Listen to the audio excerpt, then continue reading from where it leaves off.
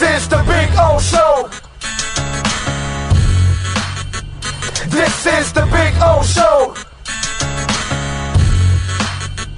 This is the Big O Show.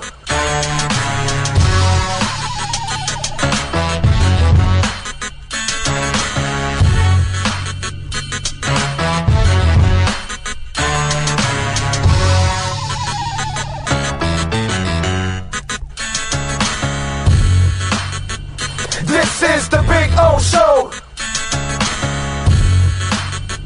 This is the Big O Show.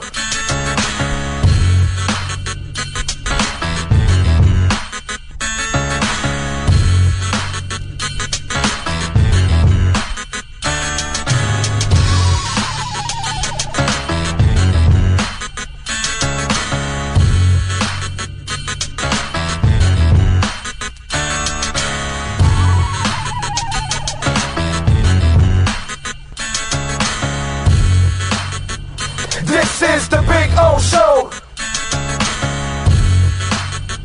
This is the Big O Show. This is the Big O Show. This is... Where can you drive the new 2025 Acura Integra for only $289 a month? There's just one place, Acura of Pembroke Pines, the #1 volume Acura dealer.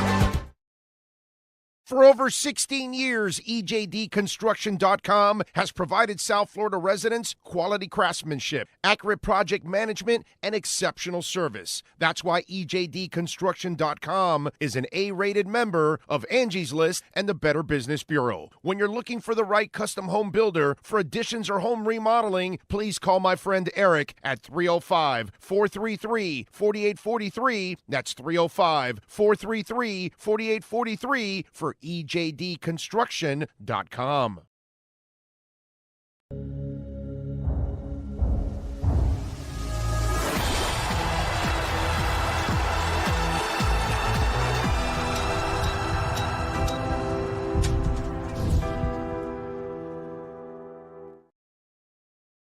When presenting an award to an employee, athlete, executive, or fantasy GM, make sure you call Orvieto's Awards and More. For 35 years, these custom award specialists have been providing plaques, trophies, custom framing, while providing state-of-the-art laser and computerized engraving, UV printing, and glass crystal etching. They do all their engraving and printing in-house for quality control. Call Charles at 305-949-8098 or visit them at orvietosawards.com. Orvieto's Awards and More, where recognition is rewarding. It's big. It's gigantic. It's the Toyota of Hollywood Super Sale. Over 2,000 Toyotas from just $17,988. Like a Corolla LE, not $24,000, $17,988. Buy with 0% financing, 0 down. Join the fun and get a super deal at Toyota of Hollywood, the #1 volume Toyota dealer on 441 between Hollywood Boulevard and Sheridan Street. Open till midnight. I think I know what this is. Houston, we have a package. Hello? No matter where you are, the Sloman Shield Home Security System guards your home. With next-gen perimeter protection, 24/7 monitoring, and interior motion sensing. And right now, get a free Sloman Shield security system and doorbell camera, all professionally installed, for free. Shield your world, the Sloman Shield. If you're looking to take your home or business to the next level, then RM Contractors and Custom Drywall can assist you. RM specializes in new residential turnkey, new commercial turnkey, home and office remodeling. Call them for free estimates. Serving all of South Florida, licensed and insured. Call Ray or Mike, 305-345-3649. You work hard to create the perfect atmosphere. You dream it, we'll build it. RM Contractors and Custom Drywall, 305-345-3649 or Instagram at RMC Fisher Island.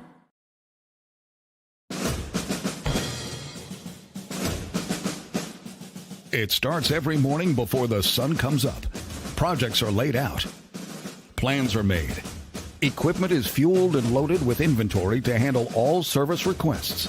Orders are given to an army of skilled landscape maintenance professionals, certified arbor trimmers, irrigation technicians, and licensed pest management experts who fan out to communities and businesses all over South Florida. Experienced, on time, and dependable. Our staff is fully trained, licensed, and insured. Contact us by phone, email, social media, or through our website to answer all your landscape questions. We are Cutter's Edge. Total Landscape Solutions.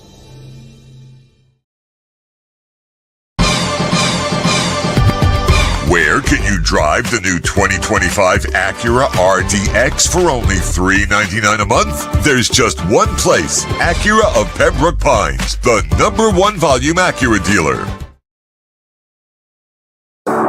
After 40 years, the Big Cheese Miami is still producing great Italian food.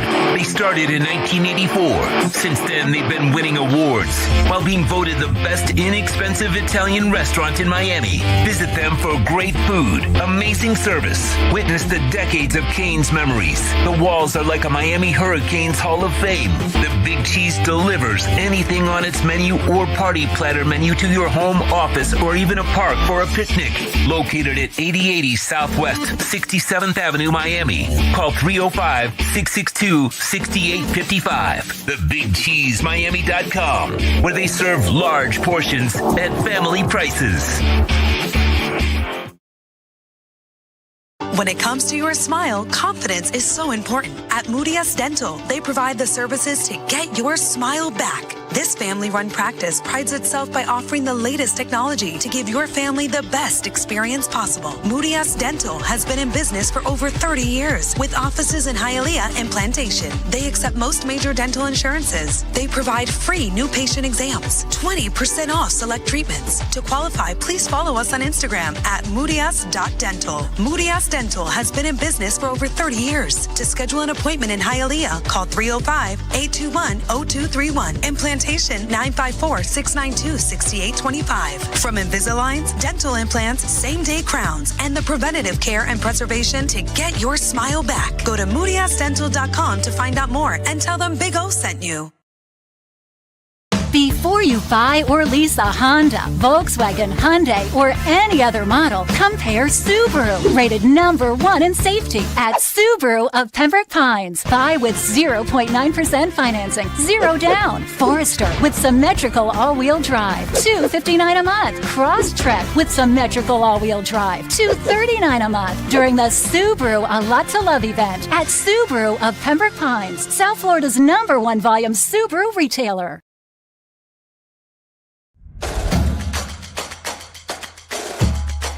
Welcome to Caneswear. New store, new items, same great experience. Family owned and operated since 2010, Caneswear has the latest merchandise from the Miami Hurricanes, Miami Dolphins, Florida Panthers, Inter Miami CF, and more. Come visit us at our store in Davie on University Drive, just south of 595, or online at caneswear.com. Caneswear, the spot Miami fans shop.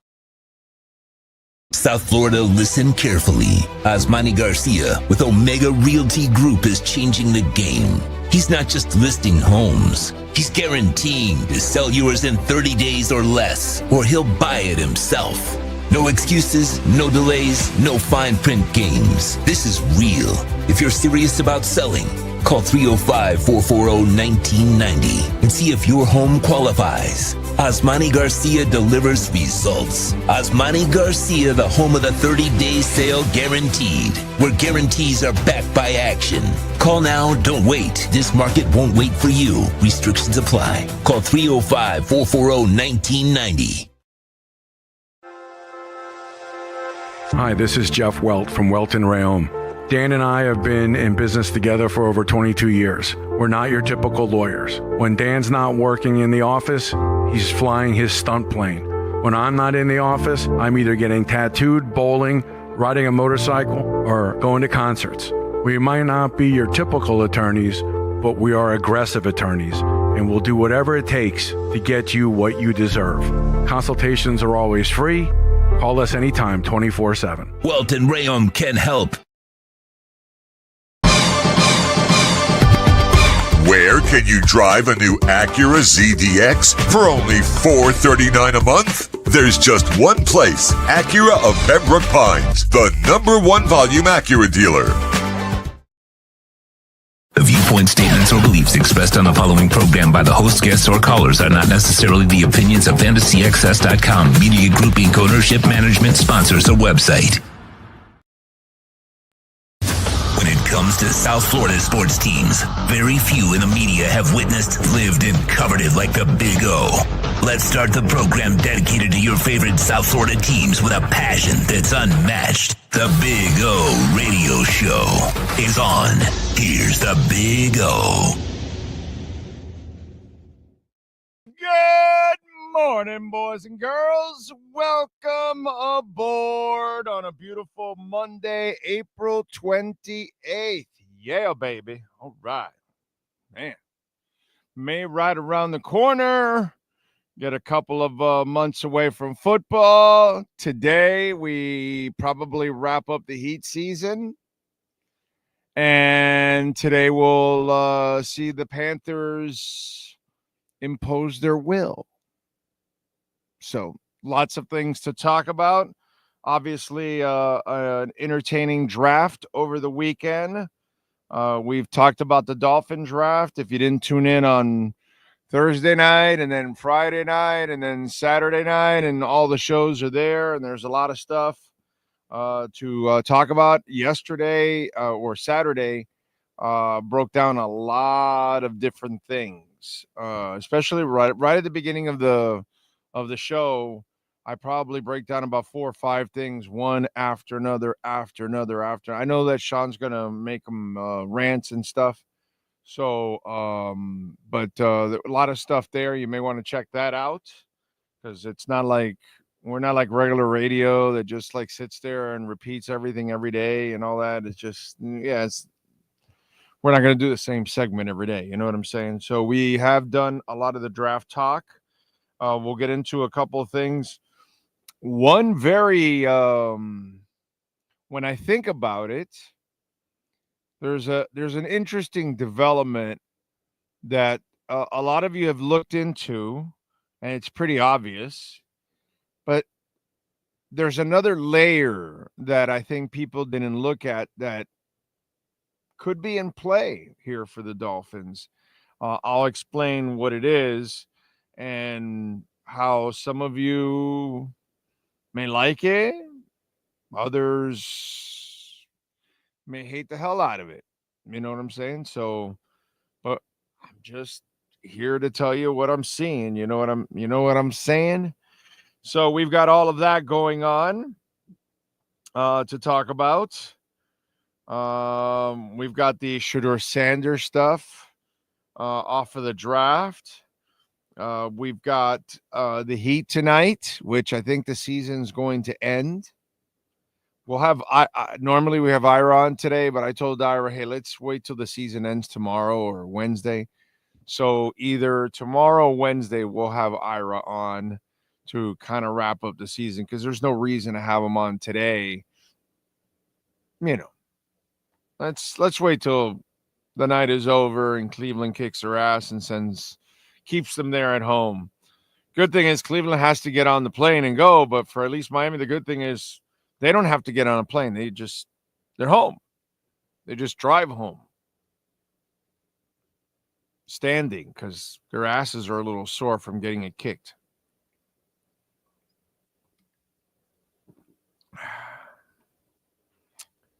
Speaking of the Heat,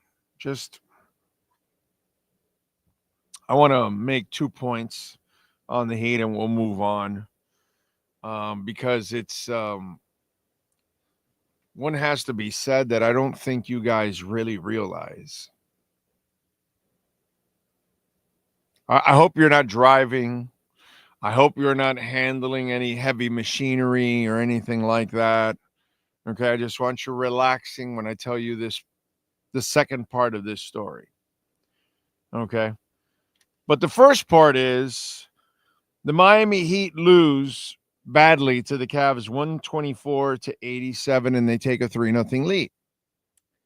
So this is after the Cavs basically come out and trash Tyler Hero. Just absolutely trash his ass. And you would think, okay, well then, Tyler, does he need any more motivation than that? No, I don't think so. He went 5 of 13, 1 of 3 from three-point range, 13 points, 4 rebounds, 3 assists, and 3 turnovers.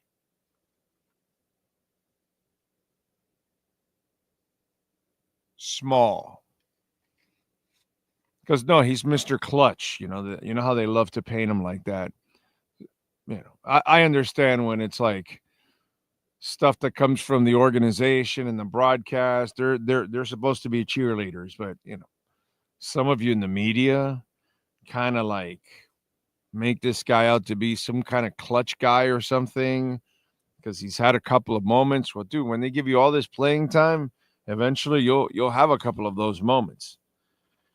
The kid can play. He can score some or whatever, but he's not really the guy. He's not a 1, a 2, not even a 3. He's a complementary piece, a shooter that will play off stars. That's what Tyler Hero is. And so, an inefficient Bam was back in action, 9 of 20 points. He took 20 shots to take 20 points. He did shoot 4 of 7 from three-point range. Okay.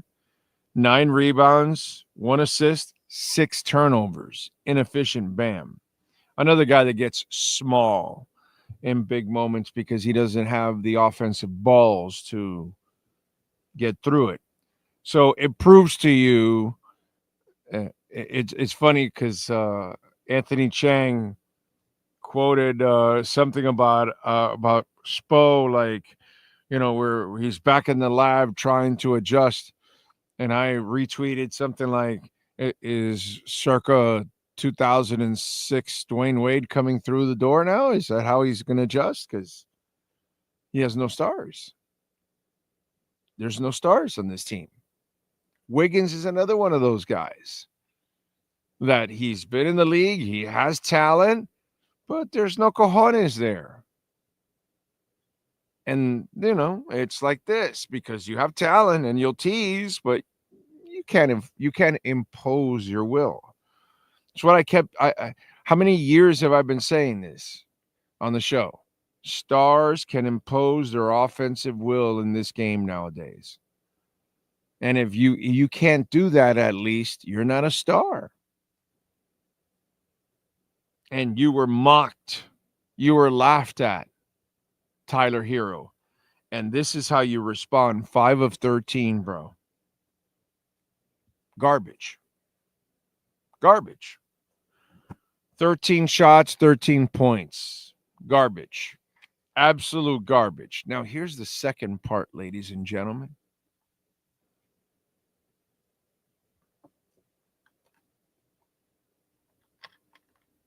You're not handling any machinery now, right? You're not driving. You're relaxed now, right? Because I want you to look at this the way it's going to be really looked at. Because somebody said, hey, you got to trade this guy. Some of you out there fought me. Now, I would imagine those of you with just an ounce of common sense, none of you will ever argue with me again that you want to trade Tyler Hero because now it's so obvious. It's a little late. It's kind of like, that's the problem sometimes, you got to go out there and have like a little bit of foresight. We seem to have too much foreskin, not foresight. So anyway, you now are in a position, pay attention now. Pay attention. He has stats. They're stats. He and his agent in the next year can request a supermax contract. You're not giving it to him, right? Of course not. They're not going to give it to him anymore, or even if they thought of it or whatever. I think by now they got to go, yeah, no, we can't give this guy a supermax. Okay, so now if you want to trade him, Did his trade value increase after staying healthy all season? That's the simplest of forms that we were all hoping, because I was hoping, you know that. Okay. I was like, okay, if this kid can stay healthy all year, because I just wanted him to stay healthy to the trading deadline and move his ass. Okay, that didn't happen because they have their little thing about, like they're going to pull something out of this group. Okay. Again, no foresight, just foreskin. That's all it is there at the Miami Heat lately. No foresight, foreskin. So you probably should have gotten rid of him there for whatever you can. So, ladies and gentlemen, he stays healthy after tonight. Did he really increase his value, or did he just absolutely tank his value that nobody's really going to give you multiple picks for him? You'd be lucky to get one pick for him.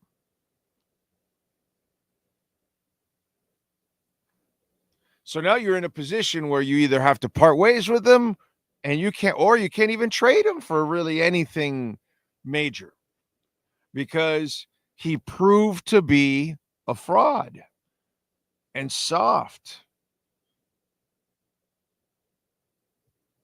This was the moment, dude, to like really boost the value. They dog your ass, all that. You got to come out and practically punch somebody in the nose and score 30 on them and make it a game or win. But you had to make a statement, and you went small once again. Like, they have no stars. I tweeted out during the game, like somebody reminiscing about the days when the Miami Heat used to have stars all the time. Now there's no stars on this team at all. None whatsoever. And instead of Tyler Hero increasing his value, he might have just tanked that. Whatever he did, he killed about 70% of it now. People are going to go, yeah, no, we're good. We're good. We'll draft somebody instead and see if we can get somebody that can score but brings a little more toughness than this guy. So that's my piece. The Heat, by the way, tonight, so you'll know, Cavs are favored by 8.5. Over and unders 210. Cavs are minus 375 on the money line. The Heat are plus 295 on the money line. That's all I got to say, but man, that sucks. Tyler Hero, the Heat couldn't be in a worse position. You couldn't increase his value for trade, and now you're stuck where he's exposed what he really is, and it's kind of like whatever salary you're paying him now, dude, that's more than enough. So where does this end? Because nobody's going to give him a big-ass contract anymore. Wow. Just bad, man. Bad stuff. By the way, Welton Realm. Love talking about Jeff Welton, Daniel Realm. They know how to get it done. When you need lawyers that you can count on, I've been talking about them for years now on the show. Great sponsors of ours. They've been hardcore with us from day one. They bailed us out of a situation when some stupid-ass kids went right through the wall of our house and Progressive didn't want to live up to their responsibility. They brought them to their knees. And a lot of our listeners over the years have now called Jeff Welt and Daniel Realm, and they're in a much better place. We've got a bunch of listeners now that are in the middle of cases themselves. We've got listeners on the West Coast after all the storms that called. So, one of our listeners that lives in Orlando hired Jeff Welt and Daniel Realm. We don't have a Panhandle client yet, but they can handle anybody in the state. So if these companies, these insurance companies aren't living up to their responsibilities, you're dealing with bankruptcy, condo damage, criminal defense, business owner claims, commercial litigation, personal injury, hey, the consultation's free. Find out if you have a case. Ask Jeff or Dan, 954-966-4646. Remember, folks, you can make a donation to the show, Cash App or Venmo at Cash Big O Show. That is Cash Big O Show, Cash App or Venmo. And you can make a Bitcoin, Ethereum, Chainlink, and Solana donations. On Venmo, you can make all those donations. Cash App is just Bitcoin. Use these QR codes, or on Cash App and Venmo, it's Cash Big O Show. And for those of you out of the country, PayPal is the way you can do it. Sean will show you the QR code there. We appreciate it. And then the other thing that you can help support us in, we are trying to go to Spain. That's the one road trip we want to do. And we want to do our show all week long at a Dolphin bar there and do our pre and post game show at the Dolphin bar in Spain. So use that QR code there and make whatever donation you can to help us get to Spain. We'd appreciate that immensely. Thank you. Thank you. Thank you. Sean and I are very grateful. Thank you. Ho Yoon, you, sir, are absolutely amazing. Thank you. Thank you, sir, for your amazing generosity and donation every single week here on the show. We are blessed. Thank you. You're helping us get to Spain. Thank you. It's very kind. Very kind. Thank you, Ho Yoon. That's truly special, dude. Thank you. What else do we have going on? Where is the market? What do we have? It's been flirting. Remember I told you around the 95.3, 95.4, 95.2 area. It got up to 95.3 this morning, and then it's gone back down to 94.5. We need to close in the next couple of days. We need it to shoot past 95.5 to break some of these shorts. So then it'll catapult. If not, it could push it down a little bit, and then it buys us more time for accumulation. But you know how it goes. It does that whole testing, and then takes off. So we're waiting for it, but it could happen. But we need to close above 95.3, 4, right around there in the next couple of days here. Today, tomorrow, Wednesday, something. Because if not, we could get rejected a little bit and come back down. Okay. So we'll see. We'll see. How we doing in the other markets? Not bad. Dow Jones is up 164 points. S&P is up a little bit over 4%, or 4 points, that is. I'm sorry. And NASDAQ barely up. So there you go. NorCal is puffing, and he's there. Dolphin Dave says, I told you the draft will tell you the story clearly. Chris Greer is safe. The head coach sucks. One mistake, you don't pass on Sanders. Yeah, we'll get to that. Well, we talked about the Sanders stuff, but we'll get to the Sanders story that I want to get to. The season will be all about the youth. That's going to be fun to watch. Let's go. Let's see. Just got back from my vacation from St. Thomas yesterday. Really nice island. Yes. Yeah, those are nice islands down there. There's a lot in the Caribbean that we really enjoy, man. It's really a beautiful area. Whether you can go to St. Lucia, there's just so many different islands all throughout and all the way down to Grenada, So it's cool. Barbados, all that. There's a lot of stuff in the Caribbean to really, really enjoy. Some amazing islands and rainforest and mountains and all kinds of stuff all throughout that whole Caribbean wall.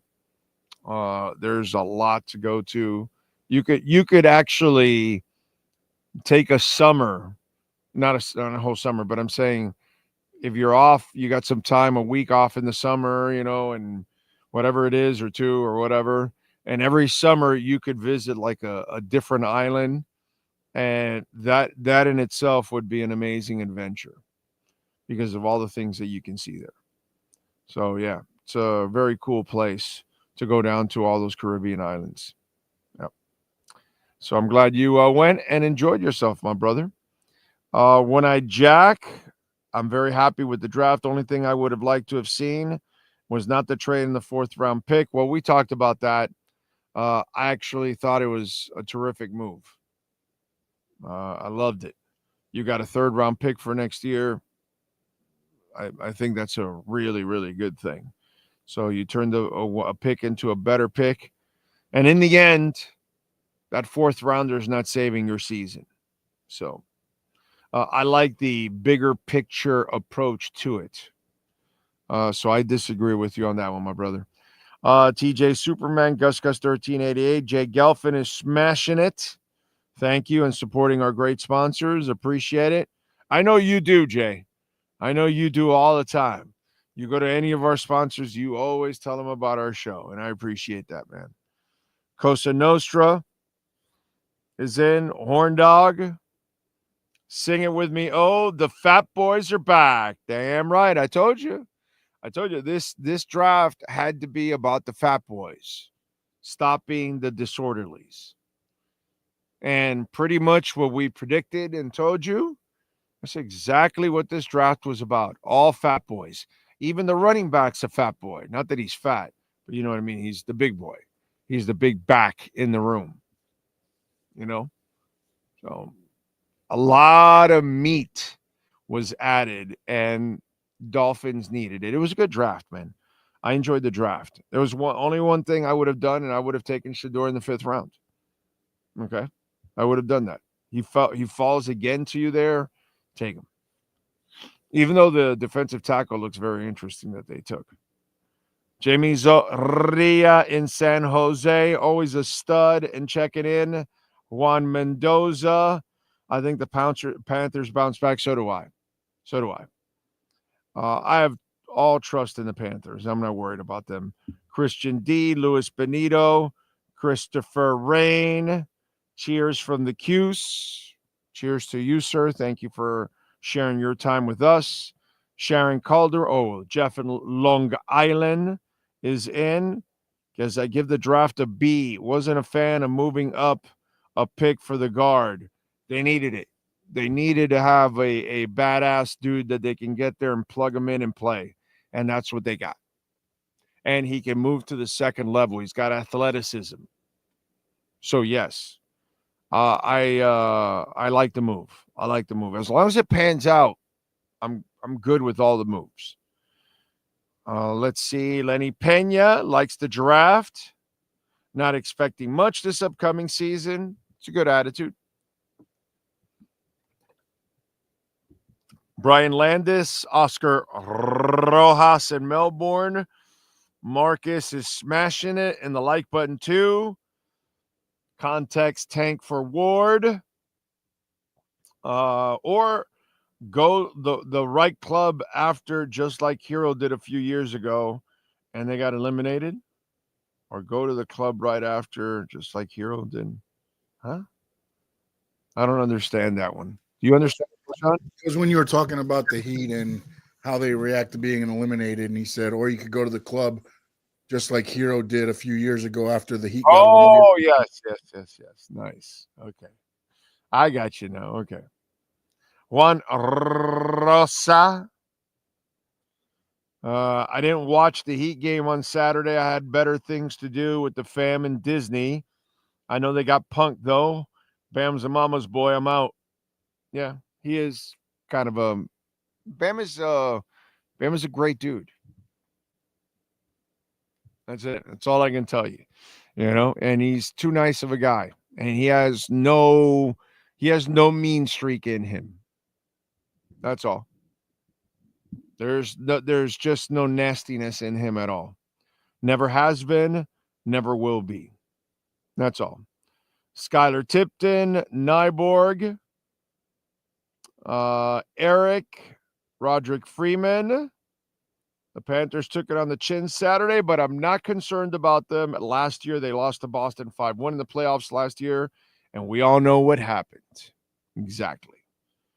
Exactly. We should have confidence in the Panthers. No confidence in the Dolphins.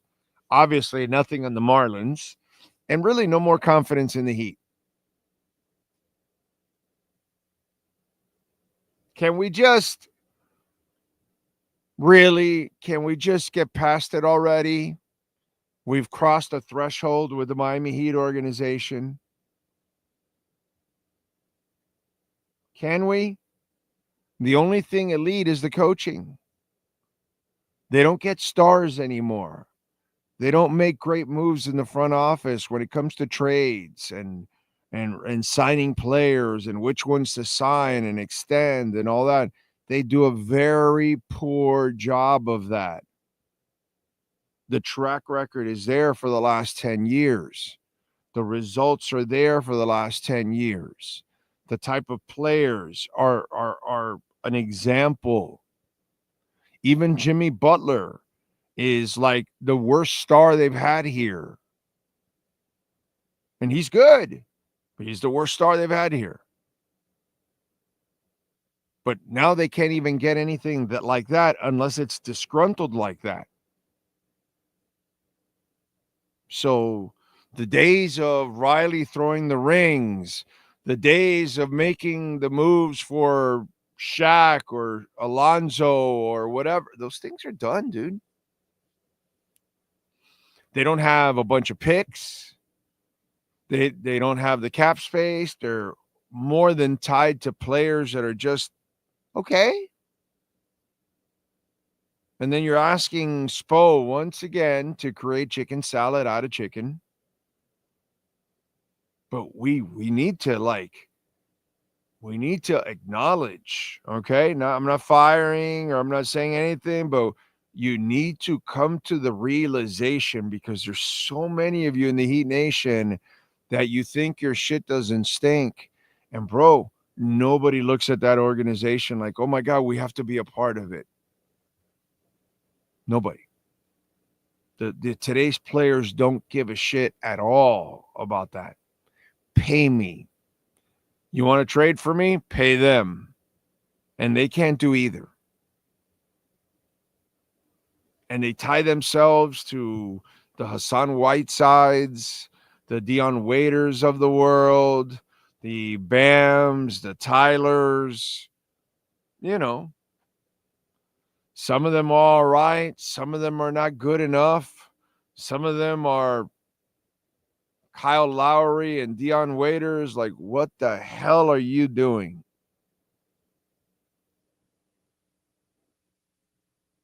You know, it's constant. And really the part that I see so much of Heat Nation that doesn't come to the realization that's what's going on is front office, it's just not that good lately. That's all. They're just not that good. They can do all right, drafting some decent players, and their coaching staff will develop them and make them pretty good pros, but you're not developing these stars. You win with stars, remember? And that's why I keep reminding people, hey, remember when they used to have stars? Because too many of you thought that Tyler Hero was a star or that Bam was a star. That's the real issue you got to remember about what's going on with the Miami Heat. A lot of you need to come to the realization of where they stand, who they are.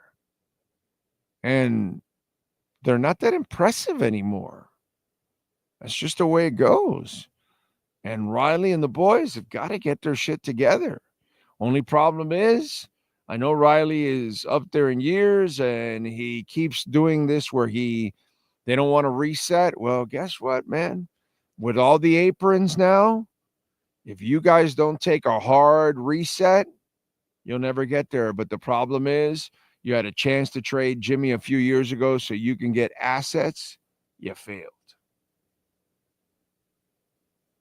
And by the time it became the moment to part ways, the value had dried up so much that you didn't get anything in return.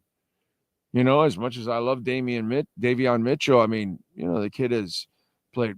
I like him a lot. He's one of the few in this Cleveland series that plays with balls, actually. Davion plays fearless. He is definitely a Heat player, but he's not a star.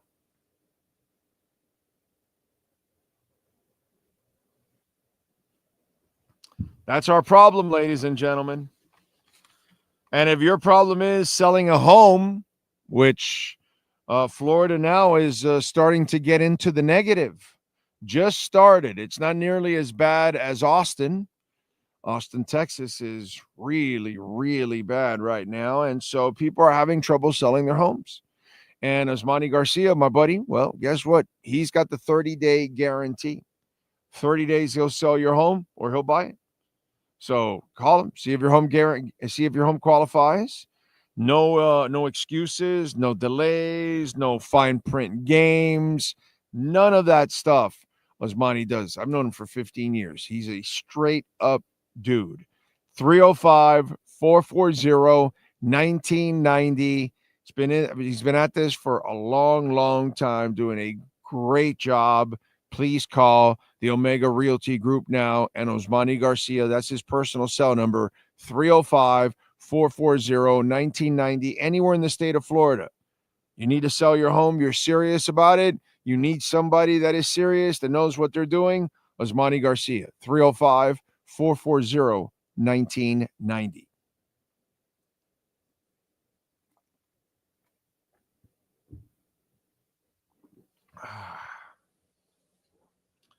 All right.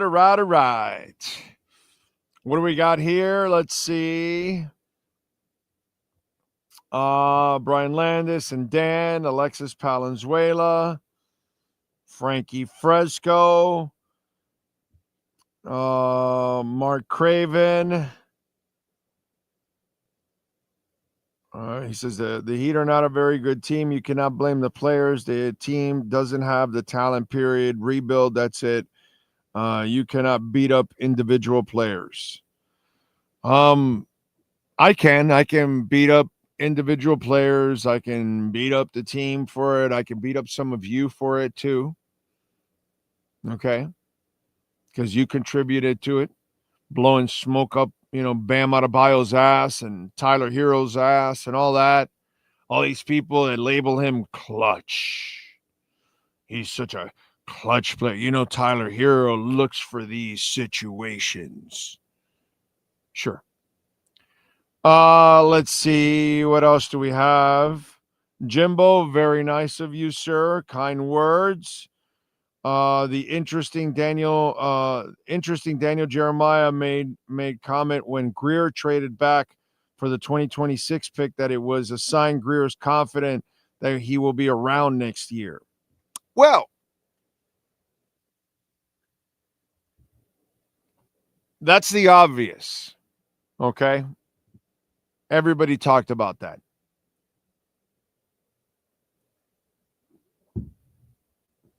Oh, well, hey, Chris Greer must be safe. Trading back to 2026. He's also making the smart move, besides selfless, because as I told you guys out there on draft day, that fourth rounder ain't saving your ass anyway.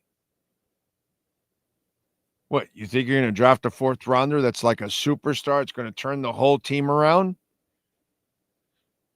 Please, dude. I remember when we signed Ndamukong Suh, and I had to argue with people that thought just because you got Ndamukong Suh was going to make the defense dominant and a force. Remember that? I laughed at everybody that did that. Because I said he's not that player. Because he wasn't. He was never that player. He's a good defensive tackle, a really good defensive tackle, but he's not an Aaron Donald type. He's not a Reggie White type. He's not a Jason Taylor type. He's not even Warren Sapp type. He was never that guy. Tough guy, good against the run. We'll get you a couple sacks here or there, but not a guy that was going to lead a defense or whatever. That's bullshit. So the Detroit defense at his time was like this. Had some good years and some bad years. And it has nothing to do with him. He's a decent player. He's a good player. He's not this like game changer. Let's pay him like a quarterback. So that fourth rounder wasn't going to do shit for you. Get a third rounder next year. It's awesome. Now, the obvious. Everybody saw, oh, well then Greer must be safe. And I told you in the draft, maybe he's safe. Doesn't mean that McDaniel's safe. Maybe Greer didn't pick McDaniel. Remember, we've talked about that? Like if Greer survives and McDaniel doesn't, then somebody else influenced that McDaniel pick, and he, you know, the nice guy that he is, went along with it. And they're like, okay, this isn't on you. You did your best with him. All right, do your thing. I don't know. But those of you that listen to the show all the time, and you get to pick up all the pieces and you get to put the puzzles together on everything that we talk about. Okay. All right. You know how I educate you all out there, right? You all get crazy. Oh, they got to trade this guy. No, they can't move Tyreek. They will take the hit. They can't trade Jalen Ramsey either. They're going to take a $9 million hit, but all of a sudden Jalen Ramsey doesn't want to be here. Now they're screwed. No matter how they spin it, the real truth is Jalen Ramsey went in there and said, bro, I don't want to be a part of this disaster, and I don't want to play for that coach. I'm tired of that dude. Like I told you for months, right, that people are like, jumping ship. They're doubtful. They're like scared. They're like expecting it to be their last year because of McDaniel. Everything is because of McDaniel. Is the thing in that building that they're like, if that guy was better, all of us would be a lot safer. But anyway, neither here nor there, whatever it is. Okay, so one of the things that I've tried to educate you all, the other one is, oh, you got to trade Tua. No, you idiots. They can't trade Tua because they just gave him the contract. It starts this year, and they would have to all the guarantees would get accelerated into the cap, and it would just cripple the team right away.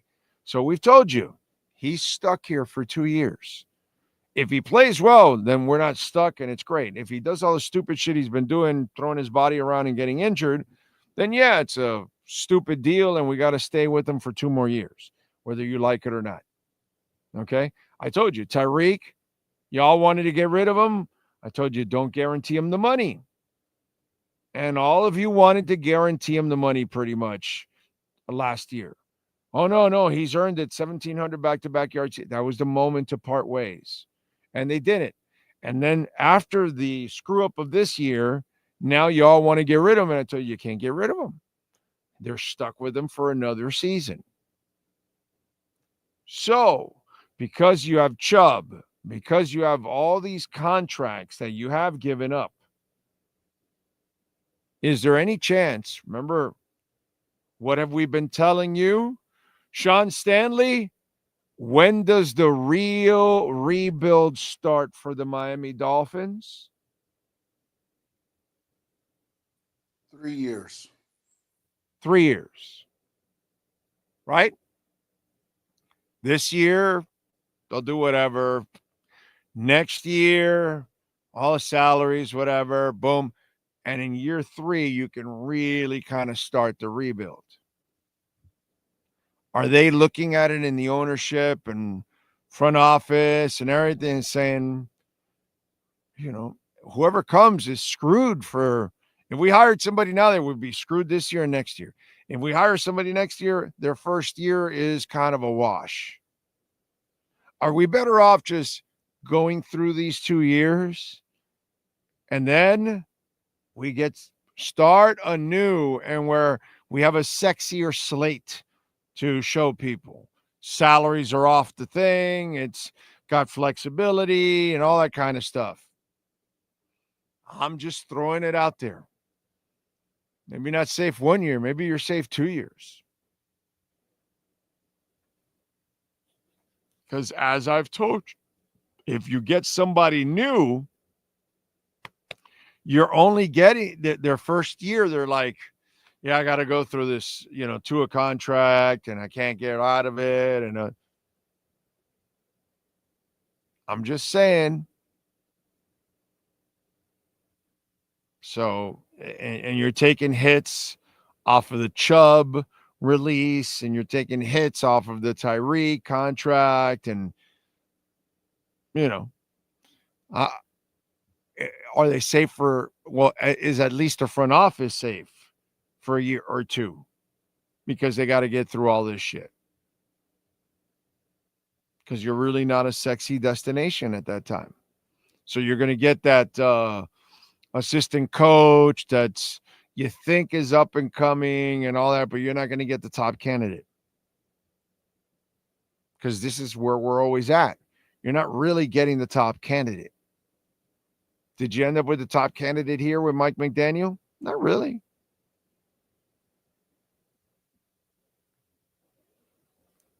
You weren't fighting others for his services.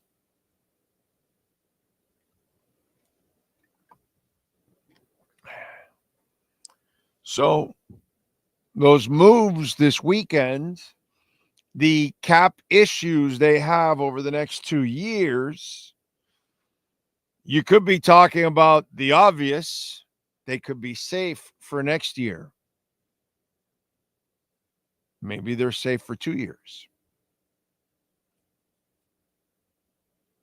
Something to think about. Again, I hope you're not working any heavy machinery or driving there, because some of you will be very disappointed to hear that. Remember, Cash App or Venmo at Cash Big O Show. That is Cash Big O Show. Cash App or Venmo. And you can make a Bitcoin or Ethereum donation, which we always love that. And thank you all out there, as always, for the support. Don't forget to smash the hell out of the like button. Very important to smash it. And the like button too. Bitcoin, where are we at? What's the latest? Let me get a refresh. 94,610. So bouncing around. And the Dow is up about 97 points, and the S&P is down 2.5 points. So NASDAQ, again, barely in the green. Oh, what else? Can we give the Miami Sharks a victory cigar for winning last night and beating Anthem RC? Oh, I did not know, but hey, Miami Sharks, Sean Stanley, give them a victory cigar.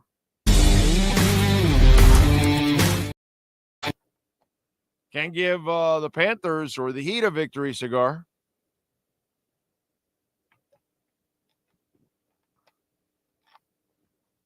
That's for damn sure. Fort Lauderdale United, can't give them a victory cigar. The ladies struggled on that one. Inter Miami, they lost. They lost Thursday night, and then they lost on Sunday, to DC yesterday afternoon. 4-3, dude. They're 2-3-2 in their last 7.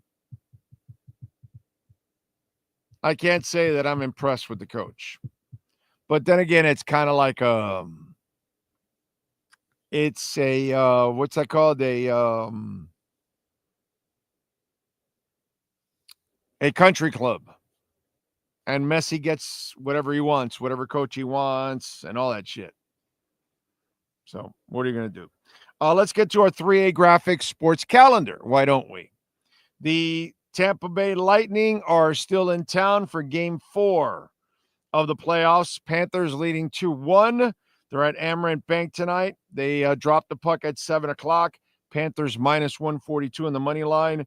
Tampa Bay plus 120. In basketball, the Miami Heat host the Cavs. Probably last game of the season. Cavs favored by 8.5. Heat over and under 209.5. Inter Miami loses to Dallas 4-3. They've got Vancouver on Wednesday at 8 o'clock at Chase Stadium. Xavier Restrepo, he signs a contract after going undrafted with the Tennessee Titans, reuniting him with Cam Ward. And sadly, Damian Lillard suffers what appears to be an Achilles injury, and his season is done. If your company, your corporation, your school, your entity needs custom printing and embroidery, call my guy, Alan Blanco, 786-618-1443 at 3A Graphics. All right.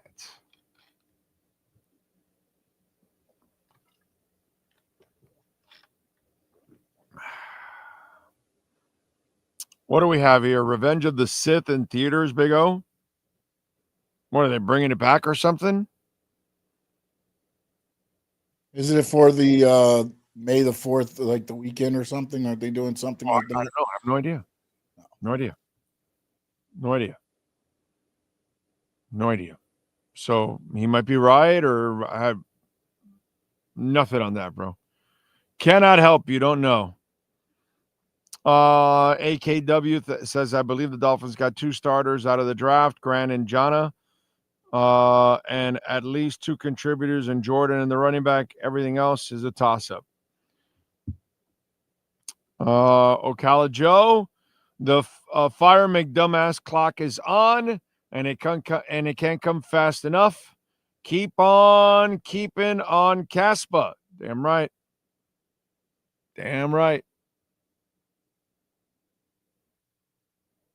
Juan says it feels good to be able to at least to rely on one South Florida team 100% with the Cats. Inter Miami good, but tough loss yesterday.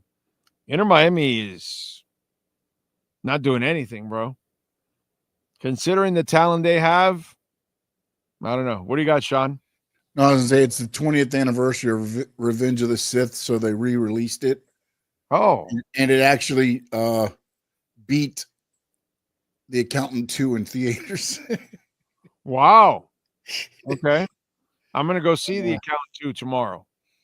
Yeah, it said it outperformed it. It also grossed around twice as much as Star Wars The Phantom Menace did in its own reopening weekend last year.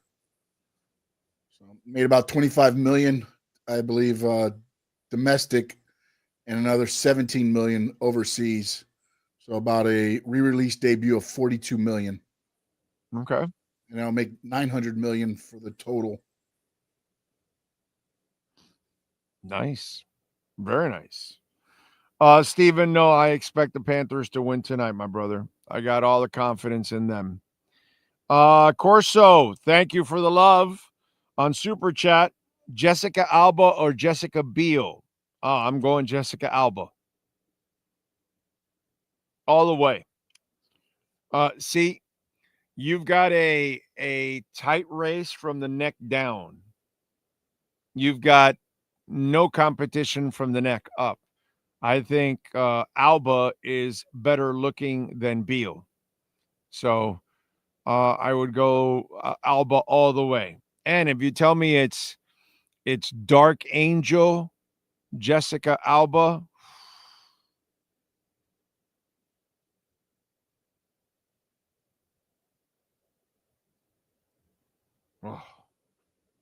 Dark Angel, Jessica Alba, I'm telling you, that is it right there, baby. That is it right there. That's all I can say. Let's see. Donardo Joseph says we are in position for 2 to 3 years, so we cannot trade anybody. Big O has been saying this since the last game of the year. What can I tell you? Thank you, Donardo, for supporting and paying attention and listening. Thank you. Let's see. Okay, thank you. So you're saying the head coach and Greer are safe for 2 more years. I can roll with that, with you going to win anyway. Let's just get it right. I can't roll with McDaniel. I don't even want him here this year. I don't think he's safe for 2 years, if anything. Greer could be safe for 2 years because you can replace him with Weaver halfway through, and then Weaver gets a head coaching job and he kind of deals with the shit the following season, and you're still kind of in the process, which that might be the way they go. They might look around and go, all right, this guy's going to screw it up at any time. Halfway through the year, we give it to Weaver, and we believe in him anyway, so we're going to move forward with Weaver and support him. That's why they traded for a future third rounder for Weaver's team. I mean, that's the only way I can see it developing is like that, because they're not going to keep McDaniel around. There's no way. People don't want to be around the guy. I've been telling you this for months. Months I've been telling you this. The people, for months I've been telling you, haven't I? The people in the building feel like they're going to get fired eventually because of this guy. Have I not been telling you that? Finally, Tony Pauline came out with it. So I don't expect McDaniel to be here long term, but Greer, I think what you saw there kind of tells you that he's safe, not 1 year. He's definitely safe for the next couple of years. And maybe that's the plan. Maybe that's already kind of the plan behind the scenes. Hey, man, you know what?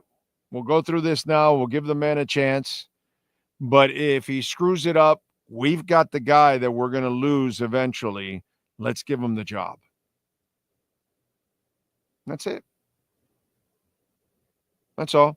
You give him the interim tag. They know they're going to give him permanently. And you tell him, hey, just do your best. He goes out there. He picks up the team halfway through the season. He does his best. And then they do that farce, oh, we got to interview a couple of other people. Boom, boom. Okay, no, we love what Weaver has done for us. Boom, we're giving him the job. And that's it. And Weaver's got his job. They have their man. They're going to lose him to somebody else anyway. You and I know that. So, midway through the season, lock him up. That's how you do it. That's all. So, to me, that's what we're talking about. We're not talking about McDaniel being safe. I'm talking that Greer might be safe. Maybe somebody else influenced the McDaniel selection, and that's why he's safe. And so they're like, okay, do your thing, rebuild, and we know what our plan B is right now. We signed this guy to an extension. We're stuck with him. Okay, let's give him this season to start out. If he proves that he learned, we keep him around, and great, we move forward. If he F's it up, we'll cut his ass. We'll put Weaver there in place, and we'll move forward with Weaver because that's going to be the better candidate we're going to get. How do you like them apples, ladies and gentlemen? Because to me, that's what happens here. It's not about McDaniel being safe. It's about Greer being safe and maybe Weaver picking up the baton at some time this season, and then they're moving forward. And if that happens, as I've told you for months, if somehow Greer survives and McDaniel doesn't, that tells me somebody else influenced the McDaniel hiring. And everybody in the building knows what decisions are made. Who wanted what player, who didn't, who wanted this trade, who didn't. And then in the hierarchy, they know who they wanted for a coach and who they didn't. They know exactly. There's no secrets among them. So maybe that's what you need to read into, because that could be an option.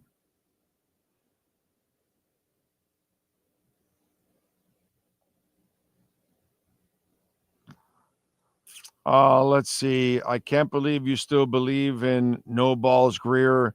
Shaking my head. Well, what can I tell you? Don't wait for us to lose like 5 games and get his ass out there.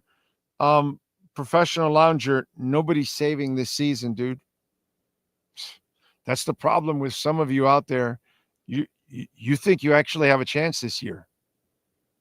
Your team isn't good enough. Well, we're going to watch out there. That's not a good team.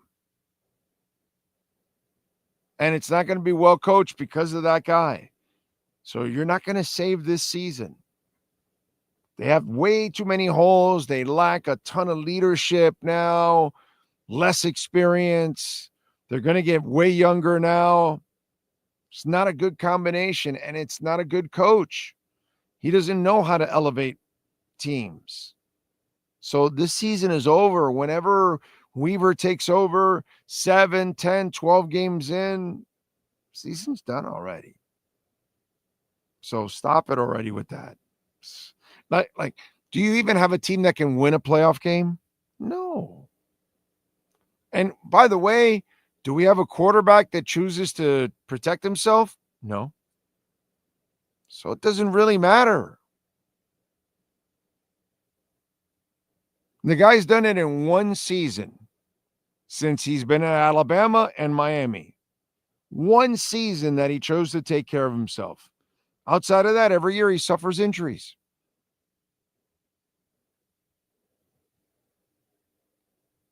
Can't, man. Here's the fun fact. I played on the same football team as Weaver in high school. Saratoga Blue Streaks, baby. Big O, did you take a look at what the Browns GM said? I believe he will use Shador as trade bait. I think the team is over the hill with 5'9" Dylan Gabriel. Good luck on that. Nobody wanted him through 5 rounds. What are you trading him for? So might as well talk this one up already and talk about the Shador one because it's funny. Okay, first of all, if nobody wanted him through 5 rounds because of the whole Deion Sanders, what do we call it? Intrusive father, helicopter father, or whatever it is, or the kid entitled or whatever it was. He can spin the ball, bro. He can throw it. I don't care. But whatever. So nobody wanted him through 5 rounds. You're not going to play him. So how are you going to build up his value? And if he sits and the only thing brewing is drama, that doesn't build value. So if nobody wanted him through 5 rounds because of the drama, it's not because he can't play. At least that's not me, at least. I don't know how you trade him. And then you're going to have the media constantly asking about him. So it becomes a distraction. I don't know. It's weird. That's all I can tell you. Weird. Weird. You know what's weird about the Shador Sanders situation? Okay, so the kid's entitled. He's good, but he's entitled. Kid has an attitude. Okay, got an attitude. I got it. Understand. But isn't this the league that just signed a quarterback that had rape allegations and gave him a full contract?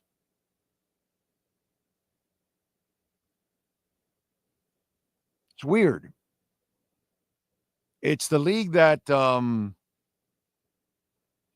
drafts players that have alcoholism, substance abuse, gambling issues, check fraud, Art Schlichter, gambling checks, Tommy Kramer, alcohol, Ryan Mallett, allegedly alcohol. It's weird. Deshaun Watson, alleged rapist. Ben Roethlisberger, alleged rapist. Just weird, bro. Like, you've taken chances on all kinds of, like, bad individuals. And so you might have to deal with some father drama, or the kid might be a little bit of an entitled guy or whatever. He's got an attitude that he feels like he's the guy, and you stop to draft him from that? I don't understand that. I don't get that one. It's weird. And I'm just talking about quarterbacks. There's been players at other positions. I mean, how many things does Tyreek Hill have to do? And you keep tolerating it. It's weird. Just weird. Like, this guy's not really like a criminal. It's not really like this evil human being or something. It's not like you're bringing him to your community and women have to, like, be careful around the team or something because, you know, it's not like a former Dolphin offensive lineman didn't sexually assault a girl on the golf course with a club. It's not what Shador does, but a Dolphin lineman does that. Dolphin offensive line coach does cocaine and is back in the league. Just kind of weird. The chances they take on people. And it's like, oh, wait a minute. Hold on a second. The league got afraid because kid might be entitled or has a little bit of an attitude, or what, Dion's going to be a helicopter dad or something. Is this what you guys were worried about? You're more afraid of that than the criminal that could be in your community, like Cecil Collins breaking into people's houses and peeping, or going to the pool and saying, hey, ladies, how do you like this wood? Shador doesn't do any of those things. We had a Dolphin receiver that got stabbed by his wife.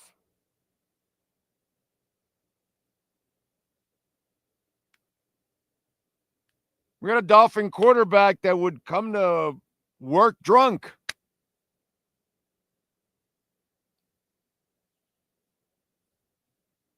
I just kind of find it like really interesting that the entire NFL was afraid of this kid for whatever attitude thing or whatever, yet they happily take chances on absolute scumbags. Like pure and proven dirtbags.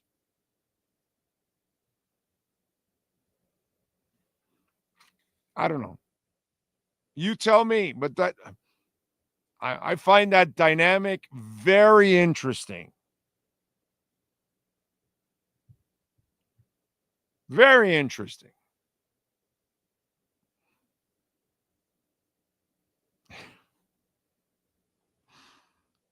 So, I don't know.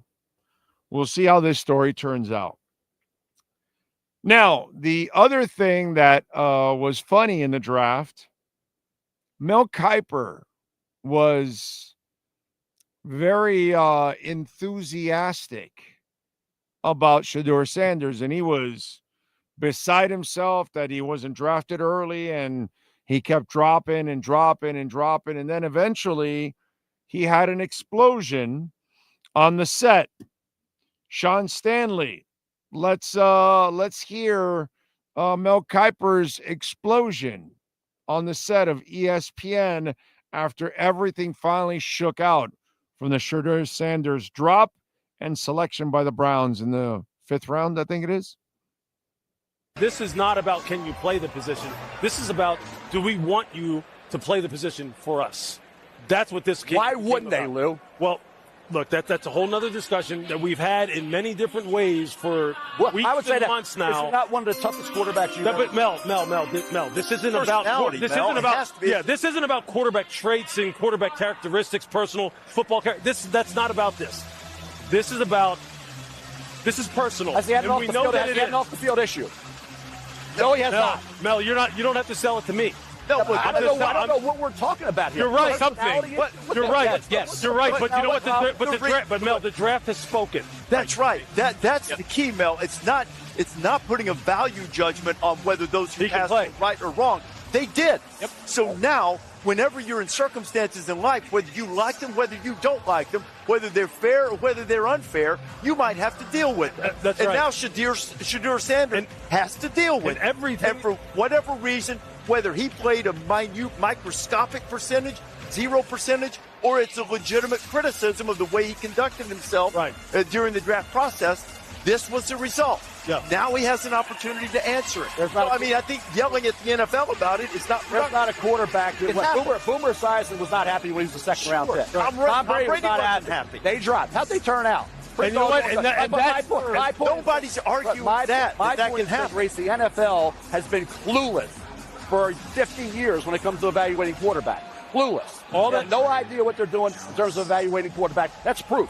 There's proof of that. How many times? They say we know exactly what we're talking about with quarterback. They don't.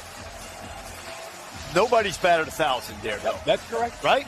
I mean, I think that's all that matters now is what happens going forward. We talk about it all the time. There is the evaluation phase, there's the evaluation and selection phase, which we're in right now, and then there's the development and implementation phase. That's where we're heading to right now. That's all that matters for him. Kevin Stefanski, Andrew Berry, and Lou. Have at it. Quarterbacks now, and Reese, you know as well as anybody, college kids now get paid. They're professional. They're getting paid. They're commercials. They're out there. You got to deal with that. If you're the NFL, you got to deal with that. Okay? He's saying whatever he's saying behind closed doors. What's he saying? I want to be the guy. I should be this. I should be that. Deion's saying he's the best player in the draft. He's best quarterback. Second best to Travis Hunter. Best quarterback. Who is it? What quarterback out there didn't think they should have been a high first-round pick? Again, nobody's criticizing what happened. We're saying he has to deal with the reality of the result from it. Correct. That's all. Okay. 140 Shador Sanders. Everybody wishes him well, as we do. All right. A lot of things there, but, I just kind of find it funny with Mel Kiper because he's like in the middle of this whole thing that, the NFL, they don't know anything about quarterbacks and all of that because, of course, Mel Kiper, he knows everything about quarterbacks. And I think that's the key, Chris. When you look at a quarterback like Joey Harrington, we talk about leadership, and we go back, and I'll tell you, if I didn't think Joey Harrington and David Carr play, I'd tell you, I think they would be overrated. I'd push them down to 30th, 50th, and Jeff George 84th, higher 30th. I don't see anything with Harrington or Carr that you can't say is a question mark in terms of them becoming a quality starting quarterback. Sure, you can say Carr's a sidearm delivery. You can say Harrington doesn't have the gun. There are a lot of quarterbacks that don't have tremendous arm strength and win Super Bowls. So to me, if I thought they were overrated, I'd tell you. I don't see that happening with these two. I think they're going to both be solid or much better than that at the pro level. And I think when you look at Carr and Harrington 3-4 years down the road, you are not going to call any one of these two players a bust or a disappointment. So, as you know, David Carr and Joey Harrington, they were never a bust or a disappointment, as, there's the proof because he knows more than everybody else. But anyway, it's just funny. I saw the comparison. The Cosa Nostra says Shador Sanders is just like Bronny James, overhyped, overrated. Cosa Nostra, that's a really, really dumb statement, bro. Really dumb statement. Bronny James did nothing compared to Shador Sanders in college. Not even close. Shador, he led college football in completion percentage. Okay? And they won 8 games, something that Colorado hadn't done in forever. he also, when he went to Jackson State, lifted them up too. He's a good quarterback, dude. He's played well. And he had a shitty offensive. You didn't watch games in Colorado. You didn't watch any of the games, Kosa. You wouldn't say that if you actually watch games.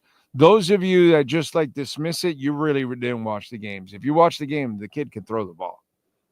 He can throw the ball, and it was a terrible offensive line. Terrible, terrible, terrible, terrible, terrible. Like Deion did a piss poor job of protecting his son for those 2 years there. That I got to say. That was bad. Their D became better than their O last year. It was more impressive to talk about what they had on their D line than it was on their O line. That was crazy. But that's where we were towards the end of the year. We were looking at, hey, Colorado actually has a couple guys on defense that aren't that bad. But on offense, you could never say that with their offensive line. It was just terrible, terrible. I believe all their receivers got drafted. Am I right, Sean? Did all the receivers get drafted, or like 75% of them or something like that? Of their starters, I think they all got drafted. If you could look it up for me.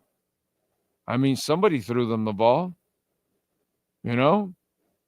So that's really, it's what those guys said, and Mel couldn't get it. It's personal. Had nothing to do with his ability. It's all personal. They didn't want to deal with the baggage that apparently that's coming with it. Those interviews must have been a disaster. I mean, it must have been an outright disaster. He must have mishandled that. He couldn't have mishandled it more than anything. Yes, sir. No, I was gonna say, yeah, all three win. I forgot. I was finding two, and I forgot they classified Travis Hunter as a wide receiver. I was like, wait, where's the third? But okay, yeah. All three receivers, not just Travis Hunter. All three receivers got drafted. So somebody threw them the ball to get them drafted. Whatever, man. It's fine. Listen, it's a lightning rod type of situation. You either like Deion or you don't. And because of that, you'll either like his kid or you won't. And it just one of those things that it's going to rub you the wrong way, one way or the other. That's how we are, ladies and gentlemen. But it's not an ability. The kid has more than enough ability to play in the NFL. His smarts are through the roof. You don't see defenses and throw the way he does without having great vision and intelligence. So the kid can play it, but it's a personal thing. It's the part that Mel Kiper couldn't pick up, and everybody in the table is trying to explain it. Yo, dude, this has nothing to do with his ability. And it just went right here and it went right out that way. Yes, sir. Now, I got a question for you, and this is just because you had the story where you said, this was different than the Elway and the Manning because it wasn't the father doing it. It was the son. Right. So now, on that end of it, my thinking, and again, I'm probably far off, but my thinking was this is a message the NFL sent that players aren't going to dictate. We're not going to become the NBA. We're not going to become the NCAA and have the players run everything. So here you go, Shador. And again, it doesn't hurt Shador because he already has money. But if another kid is doing this or thinking of doing this, we're going to put you into the 5th round and you're going to get a $200,000 a year contract, have to fight to make a team because you're not bigger than the NFL. I feel like that is kind of what happened and played out because they weren't going to let players at college players come in and dictate where they're going to go. Not only did you become a third-day pick, you're a third-day pick in Cleveland again. Yeah. So it wasn't like you were a first-day pick in Cleveland, which is already bad enough that you got to live in Cleveland. Now you're a third-day pick in Cleveland. And shall we go over the roster, the quarterback roster for the Cleveland Browns? Here, let me give you the quarterback roster for the Cleveland Browns because this shit is funny. Okay. I mean, these folks have got a family of quarterbacks now. Maybe they should hire Mike McDaniel because he's all into family of quarterbacks.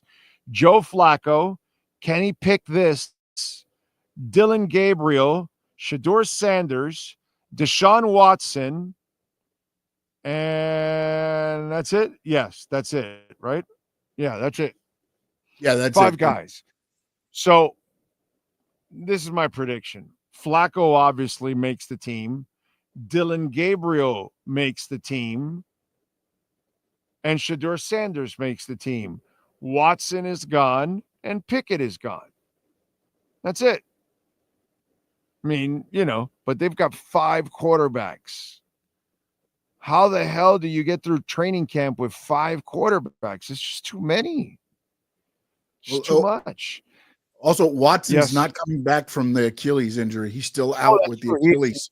But still, Wow. even those 4, you can't. They were talking about it. I was watching the NFL Network, and Charles Davis and Jeremiah were talking about it, and they're like, imagine the elation. Dylan Gabriel gets drafted 3rd round.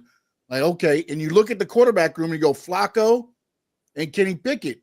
I might have a chance to start, at least compete for a job. Now you add Shador Sanders into the whole process in the 5th round, and it's like, okay. And they're saying Dylan Gabriel's probably already in Cleveland with the playbook right now, so he can get a head start. But it's going to be interesting. You're right. It's good. Crazy shit. I'm glad I'm not Stefanski. Now injuries happen, so you're down to 4. Somebody will get injured, whatever. But will you get enough opportunities to at least showcase your skills? You know what I'm saying? And that'll be up to Shador that whenever he plays, he has to shine. And then they say, okay, we got to play him. We got to play him. We got to play him. I like their coach. I actually like Stefanski. I think he actually is a decent coach. So Shador got himself a decent coach. We'll see. We'll see. Now he's got to fight through this. And hey, man, Warren Moon was dissed by the NFL and sent to Canada, bro, and had to come back and prove himself.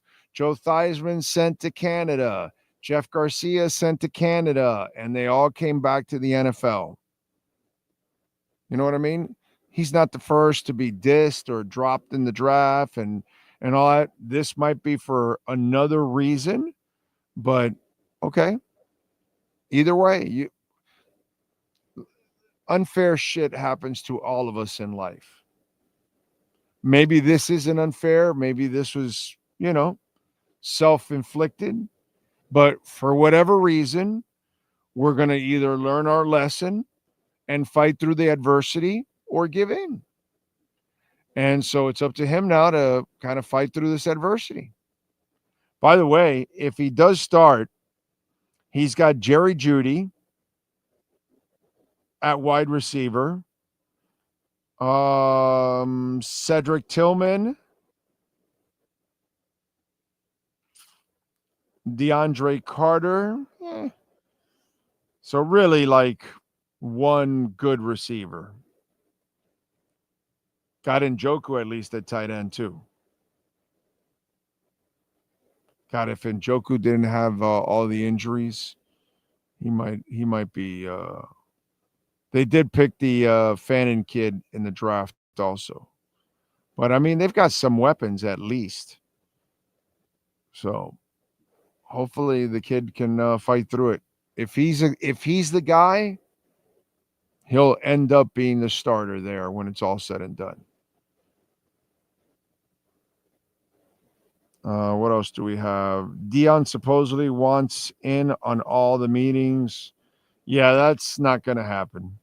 They'll tell him, hey, Dion, respectfully, whatever, we run the team, not you, and that's it. Your son's here like every other player, and that's up to the team to put Dion in his place now. That's all. Like I said, have a strong team, have a strong locker room, have a strong presence, and then everything else will work out. And that's it.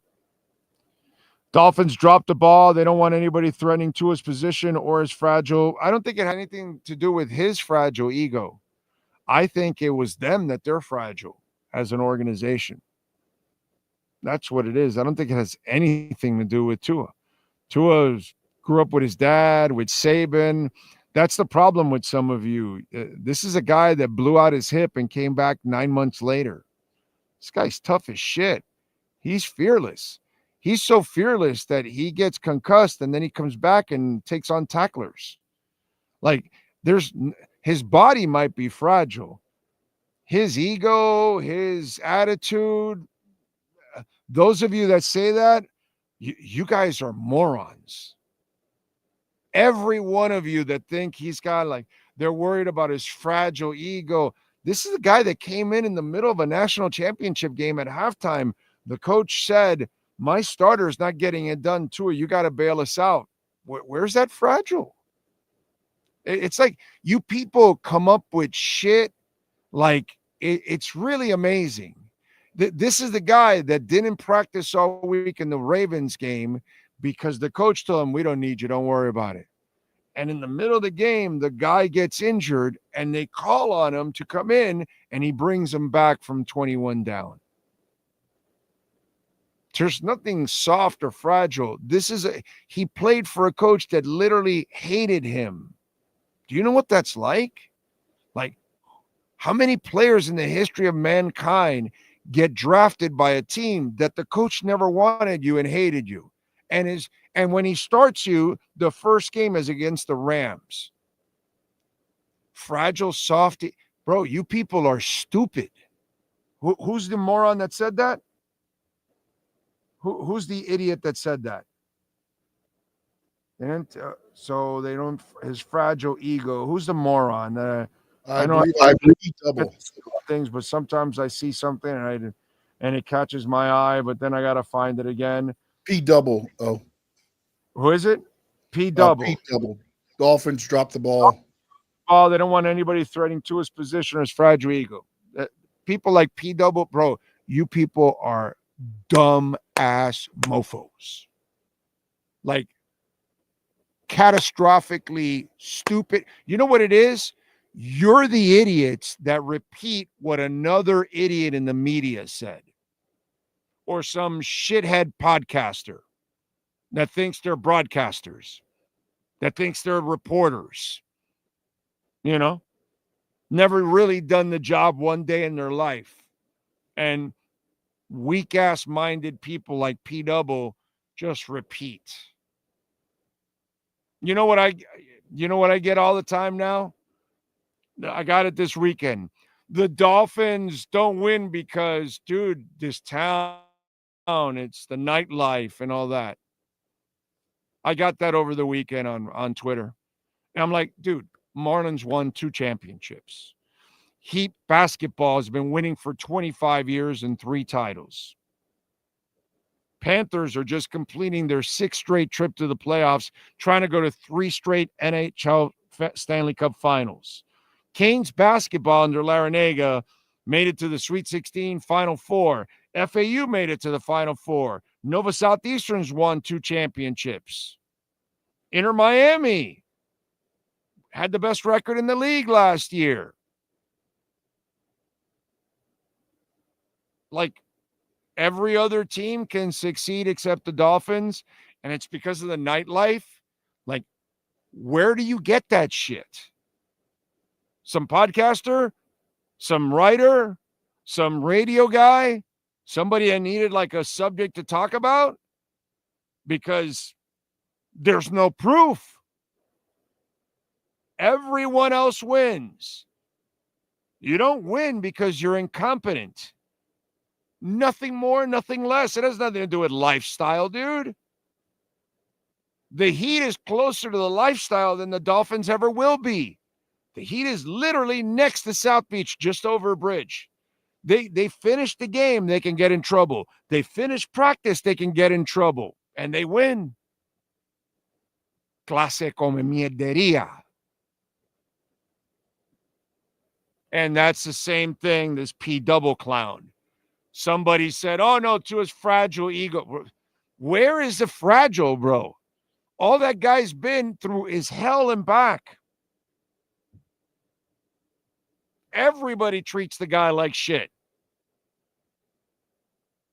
The guy fights through every level of adversity. Fragile. He's so fragile that he concusses himself, and the moron still goes to take on tacklers. Oh, no, I'm going to play to the death. Yeah, no, that sounds like somebody that's fragile. Yeah, no, so fragile. It's like, do you people like watch?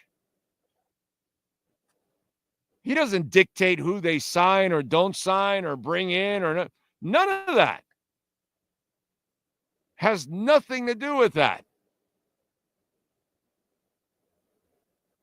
It's the dumbest shit that comes out sometimes. And I hate to say it, sometimes it's my media brethren that says it.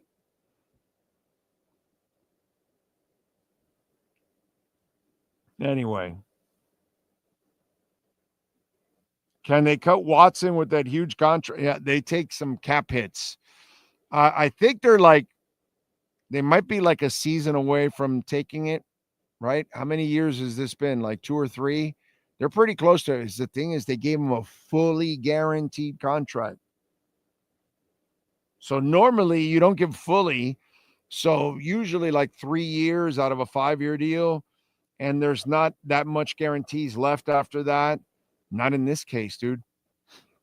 Everything's guaranteed. It's crazy. It's crazy. Let's see. You don't know the definition of fragile, Big O. Yeah, no, I know. I don't know the definition of fragile. The only thing is his body's fragile. He doesn't know that. But his ego, his attitude, his thinking, nothing is fragile about Tua Tagovailoa. Nothing. The guy doesn't even know his body is fragile. He can't. He doesn't. That part doesn't even comprehend with him. Fragile. He thinks he's like 10 foot tall. He thinks he's Andre the Giant. Yes, sir. All right, so they're able to void the contract after the 27 season. This year he's owed $36 million. Now in 2026, though, I don't know. I guess they just kept pushing this back and back and back. Next year he's due to make $81 million. They have to get through that because that becomes dead cap space. And that's $81 million they can't use. So they have to just get through this contract. They have no choice. It's just catastrophically stupid. It really is. It's amazing, dude. It's amazing how stupid people are. You know? Jags, by the way, signed Emmanuel Ogbah, 1-year, $5 million deal. He still stays in Florida and gets away from Mike McDaniel, too. By the way, I forgot to mention in that audio clip that Sean played of Mel Kiper going crazy, and they're all going, Mel. You remember that part there, Sean, when they're doing that? Have you ever seen Frank Caliendo do the Mel Kiper imitation of Todd? So that reminded me exactly of that whole play. Every Mel. And I'm thinking Frank Caliendo doing Mel Kiper saying Todd.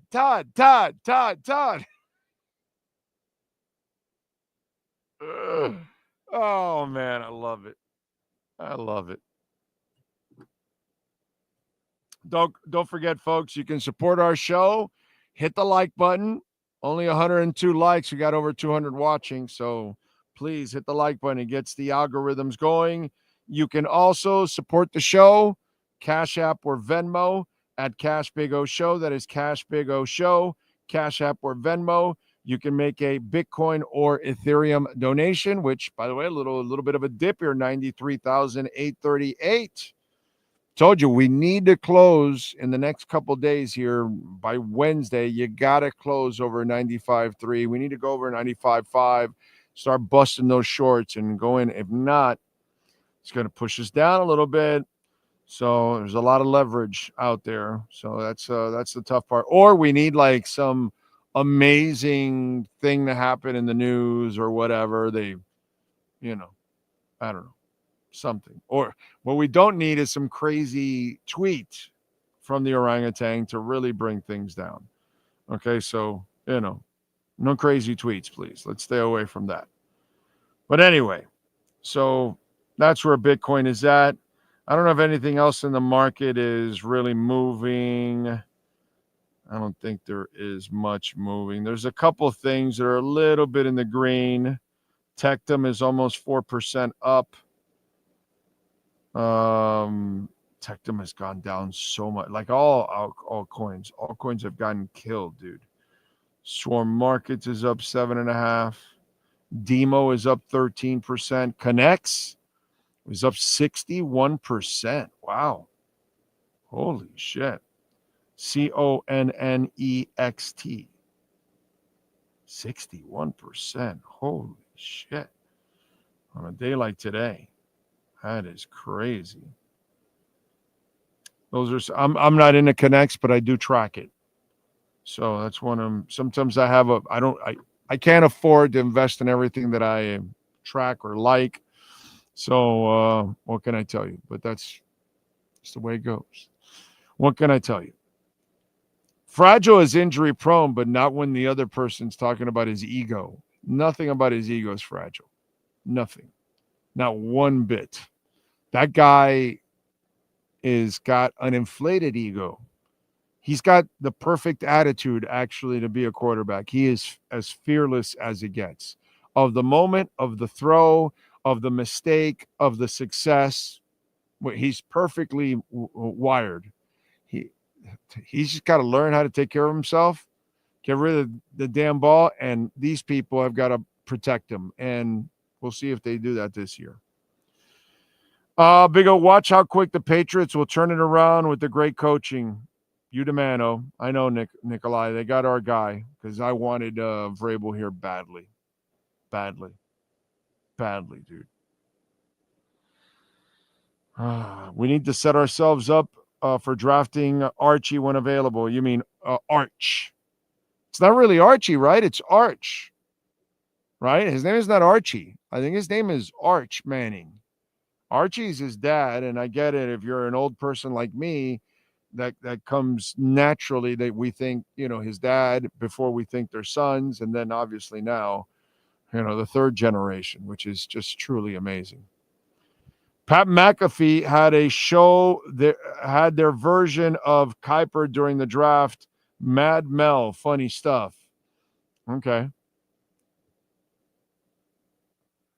I can't say I run into some segments of his on YouTube, but I can't say that I watch it all the time, to be quite honest. A lot of the interviews are very fluff. Very, very fluff. Just like, kind of like, want a little more meat to the matter there, but you don't get it, unfortunately. It's kind of the way it goes, right? What else do we have going on that we got to talk about? By the way, Michael Saylor loaded up again. Just a little crypto news. Saylor today bought 15,355 Bitcoins. I just want one. I just would like to complete one.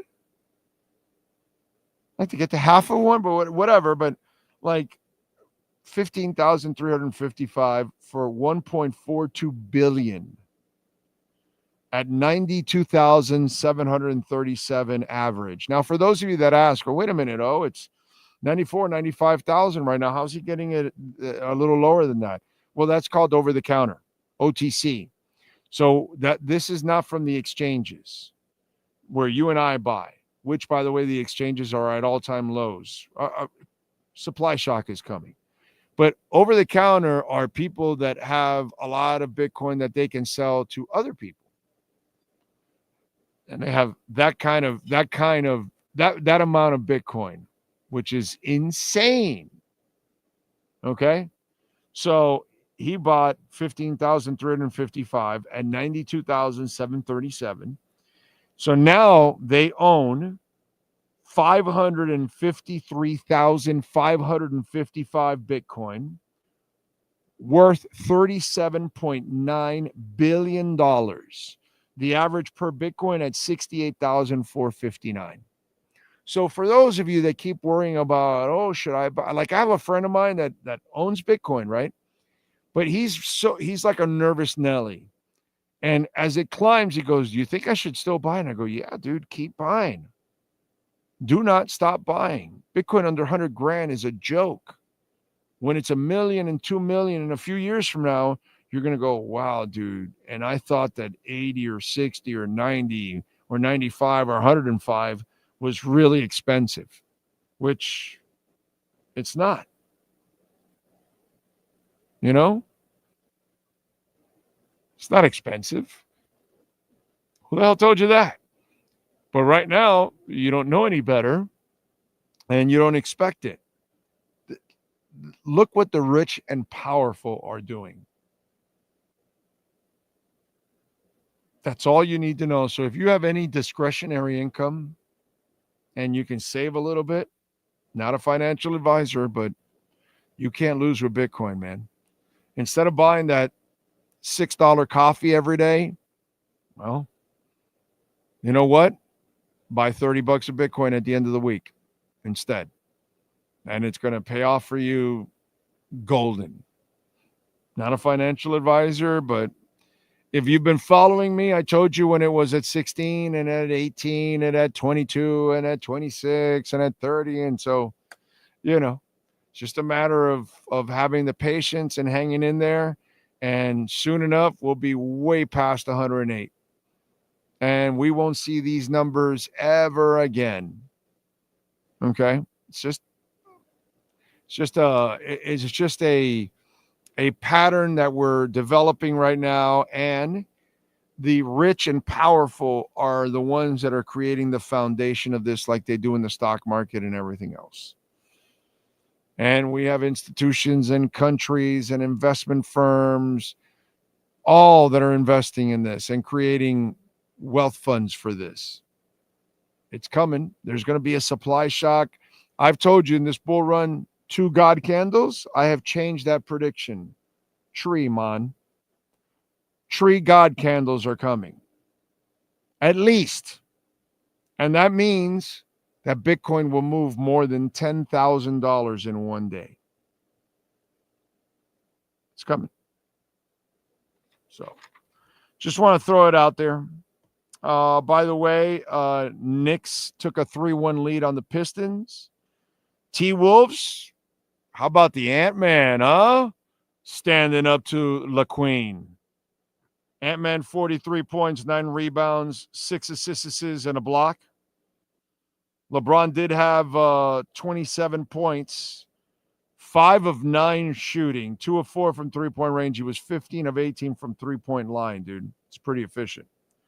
And Doncic had 38 points, but T-Wolves got it done 116-113, and they lead 3-1. Celtics also lead 3-1. It's amazing that the Magic got a win as it is. And the Pacers now without Lillard, I don't know how the Bucks get through this. They're down 3-1 after the 129-103 win by Indiana yesterday, and obviously the Damian Lillard injury. Tonight we've got the Heat, and then at 10 o'clock it's Rocket and Warriors. So we'll see what happens. No Jimmy Butler probably. Warriors are favored by 3.5 at home. Over and unders 201.5. So did you guys see what happened with the Falcons? Some intel got out from the Falcons. Did you see this story, Sean? Well, for those of you that don't know, speaking of Shador Sanders, since it's been a hot button subject, the son of Jeff Ulbrich. By the way, Ulbrich is a former coach, isn't he? Can you look it up for me? I want to say Jeff Ulbrich. I remember that name with the University of Miami. Jeff Ulbrich. Anyway, the son of Falcons defensive coordinator Jeff Ulbrich admitted to a prank call made to Shador Sanders during the NFL draft and apologized on Instagram on Sunday. The NFL looking into this situation, specifically how Sanders' private number leaked. Sources told ESPN's Adam Schefter the Falcons said in a statement Sunday that the 21-year-old Jax Ulbrich wrote down the number from his father's open iPad while visiting his parents' home to later conduct a prank call. Basically, the Atlanta Falcons used Pete Hegseth's way of protocol of safety. The Hegseth way of safety.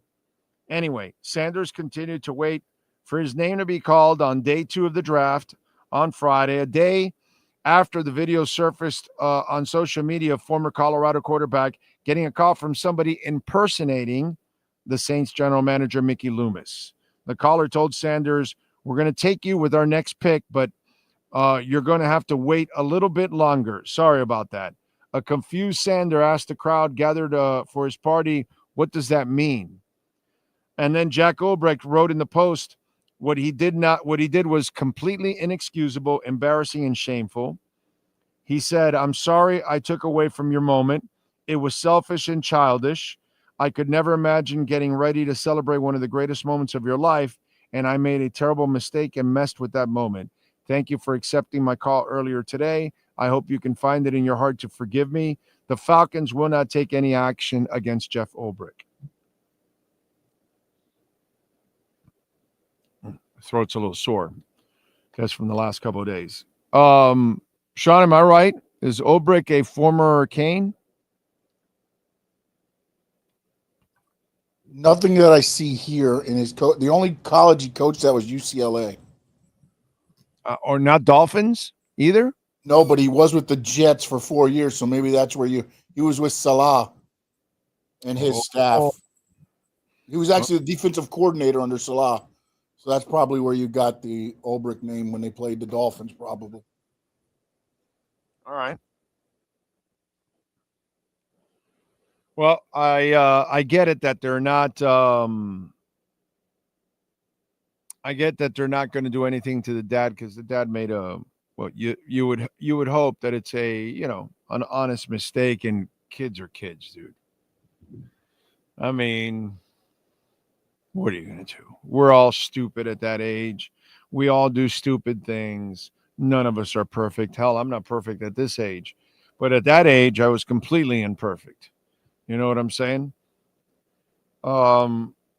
It's funny. It's sad. It's twisted. It's irresponsible. There's like so many adjectives to describe all the things that went on from the father's perspective, from the kid's perspective, from Shador's perspective. And it just adds another layer to Shador having to overcome something else.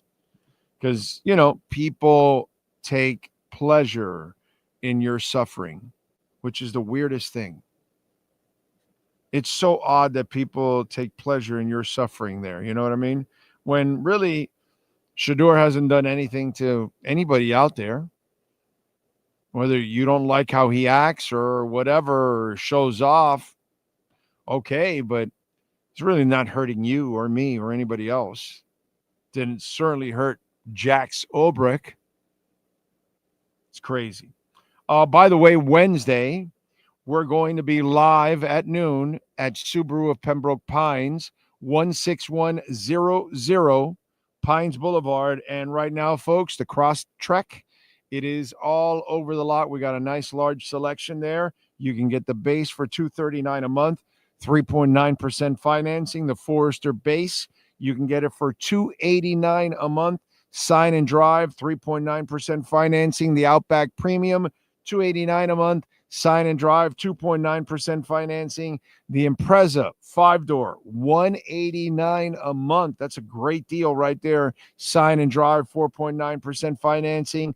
Legacy Premium, $279 a month. Sign and Drive, 3.9% financing. The Ascent Premium, beautiful SUV. If you're looking for one, $323 a month only for the Ascent. Sign and Drive, 3.9% financing. Get on down there, check it out. We'll be there on Wednesday, broadcasting live at 16100 Pines Boulevard in Pembroke Pines. All right. Yes, sir. Well, you might remember him from, he is the head coach that outdueled Mike McDaniel at the end of the season last year. It's really not that difficult to outduel Mike McDaniel because he doesn't duel. Once you figure him out, he can't counter. I've never seen that. I've never seen a coach that can't counter at all, dude.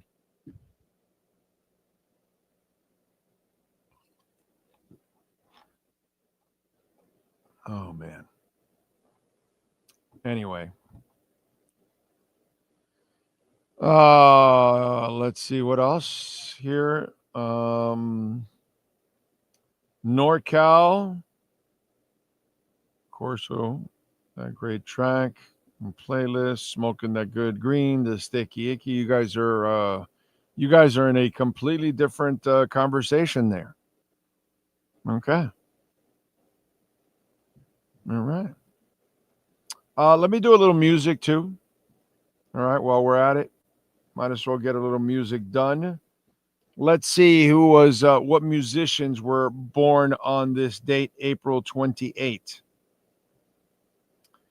Let's see. Big Gip, born Cameron Gipp, rapper with Goody Mob, born in 73.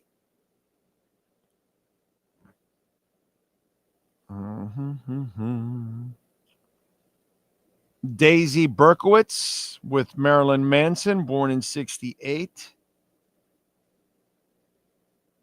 American rapper Todd Anthony Shaw, known as Too Short, born on my date, 66. Phil King, bassist for Lush, born in 1960.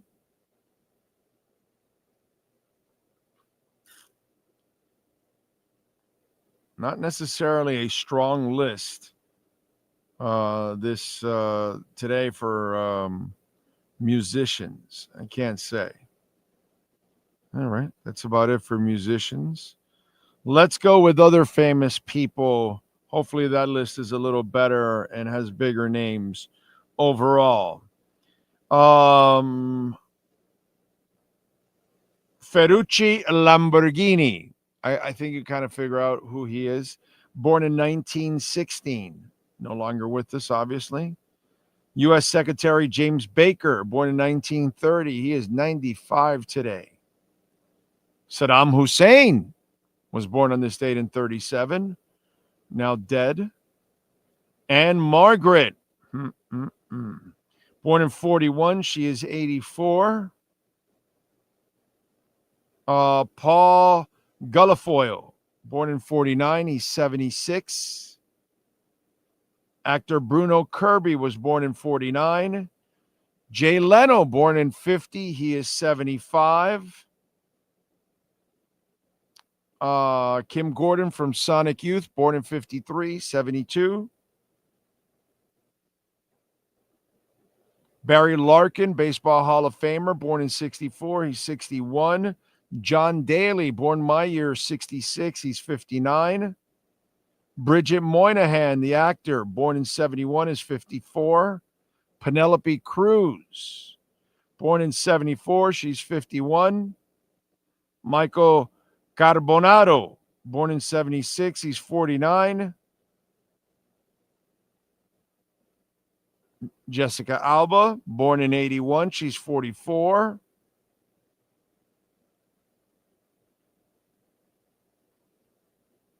And that is it. Sean Stanley, sir, do you have any wrestlers? Yes, sir. Alex Riley is 44. Drew Gulak is 38. Michael Oku, turns 32. And Ricky Smokes, he turns 25 on April 28th, 2025. All right. Let's hit music history, folks. What happened today in music history on April 28th? In 1990, Guns N' Roses singer Axl Rose married Erin Everly at Cupid's Wedding Chapel in Vegas. They would get divorced 9 months later. In 99, Marilyn Manson cut short his concert in Des Moines, Iowa. The shock rocker walked off stage when he saw someone stuck a large yellow smiley face on one of his stage props. The angry crowd got rowdy and 23 people were arrested. In 2005, Zakk Wylde's Black Label Society gig in Boise, Idaho was canceled after the metal guitarist destroyed part of the venue with a baseball bat.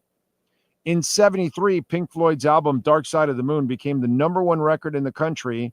It spent 741 non-continuous weeks on the charts.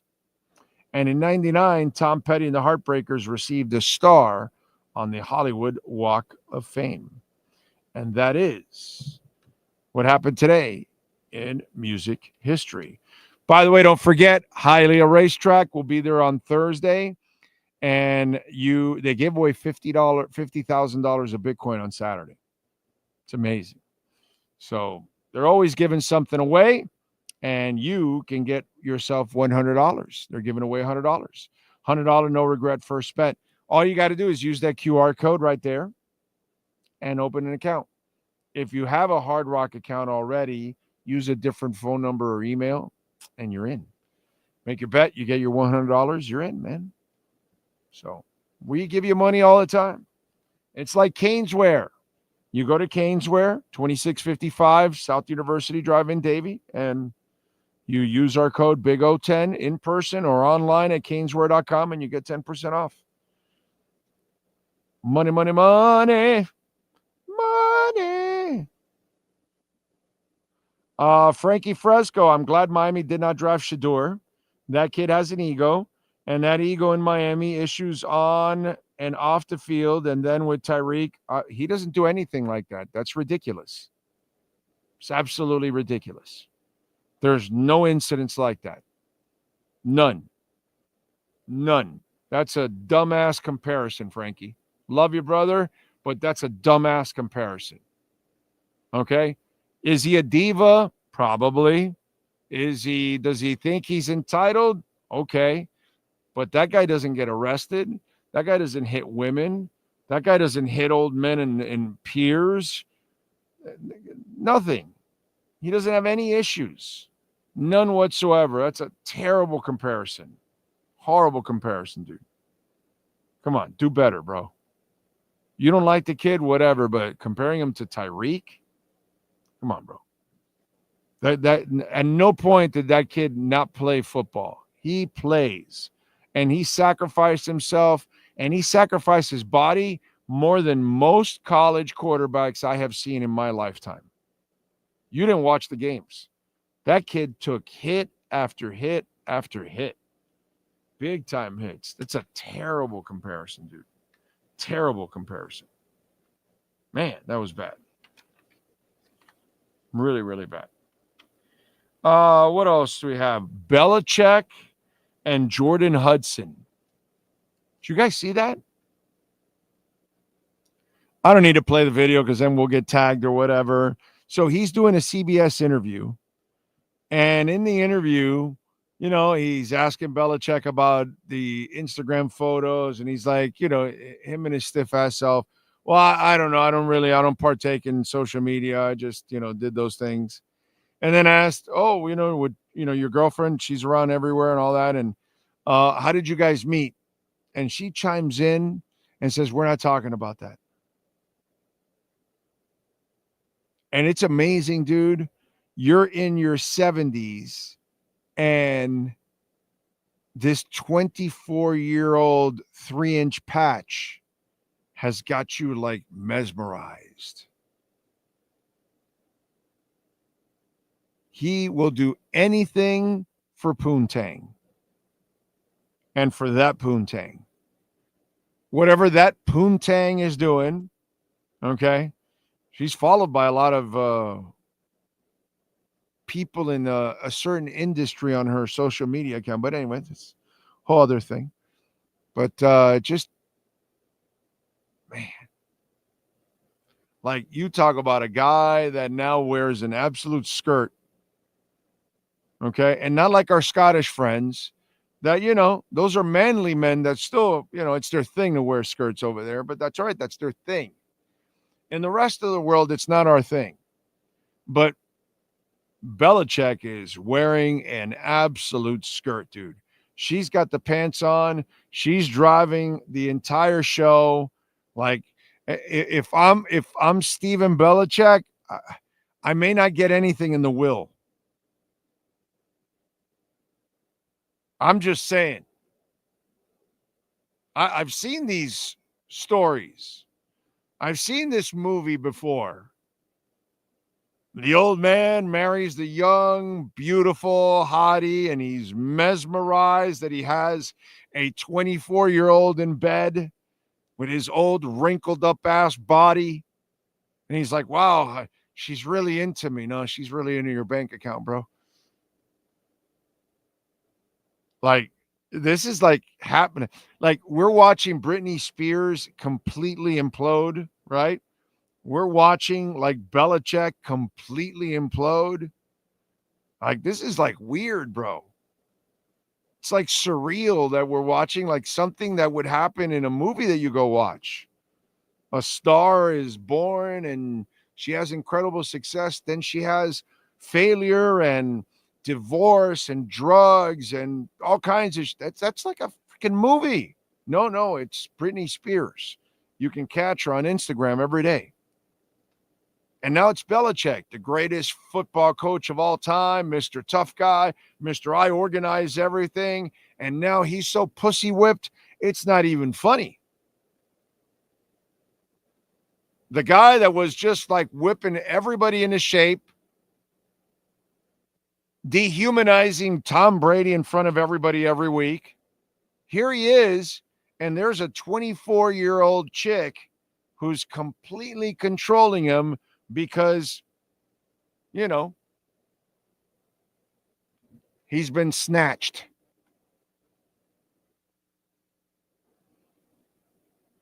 Snatched away from manhood.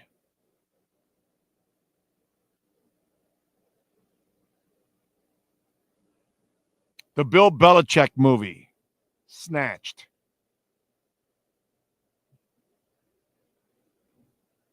Literally, figuratively, emotionally. The last one, sexually. Corso, thank you for the love in the super chat. Han Solo or Indiana Jones? I got to go Han Solo, bro. What's wrong with you? Come on. Han Solo all the way. Definitely.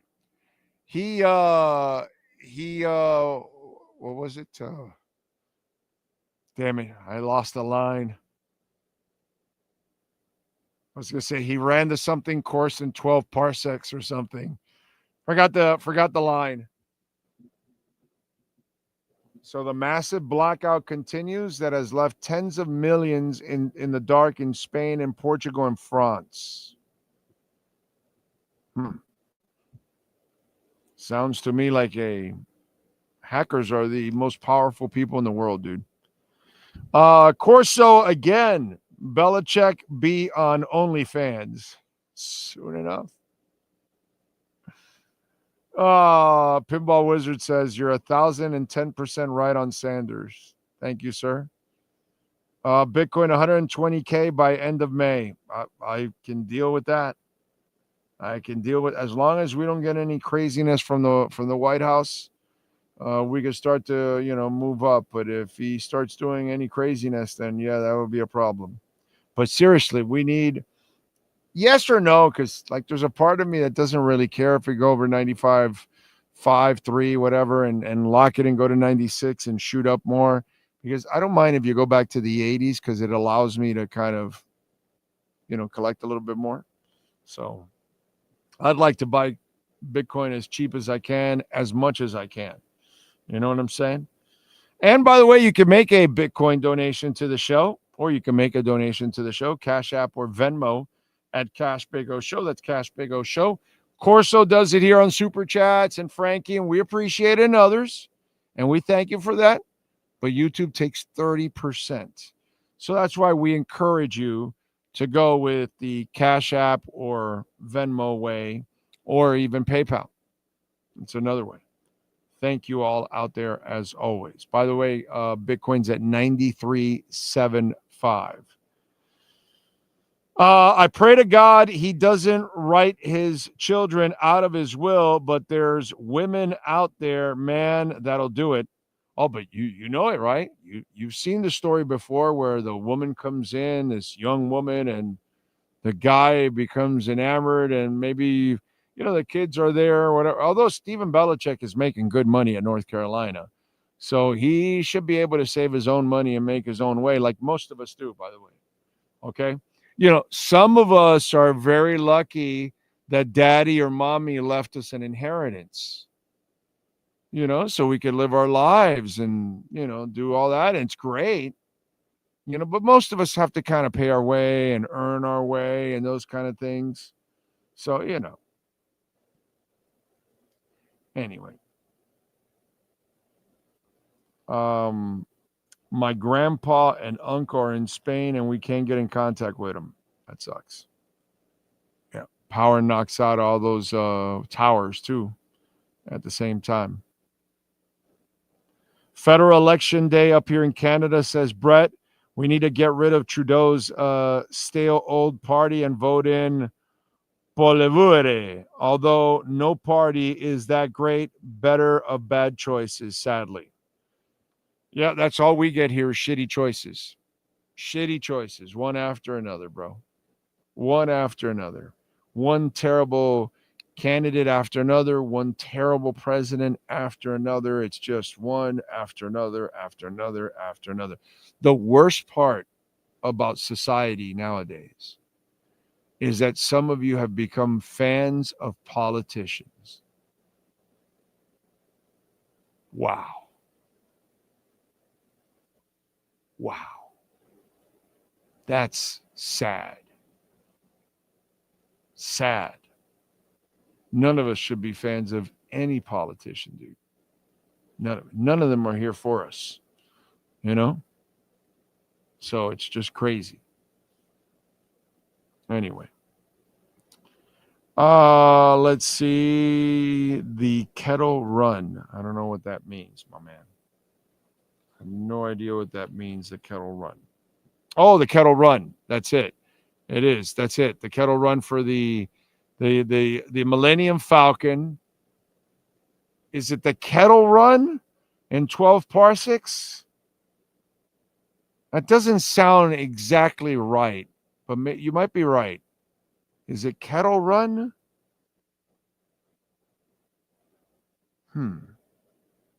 Kessel run. That's it. Kessel. The Kessel run in 12 parsecs. Right. So Han Solo did the Kessel run in 12 parsecs. You got to go over him, over Indiana Jones. Right there. Okay. Plus that cool ass way he took out the dude in Mos Eisley, where he just leans back and then he just unclips the guy. And he sizzles him right there in the booth. I got to go. I got to go with Han Solo.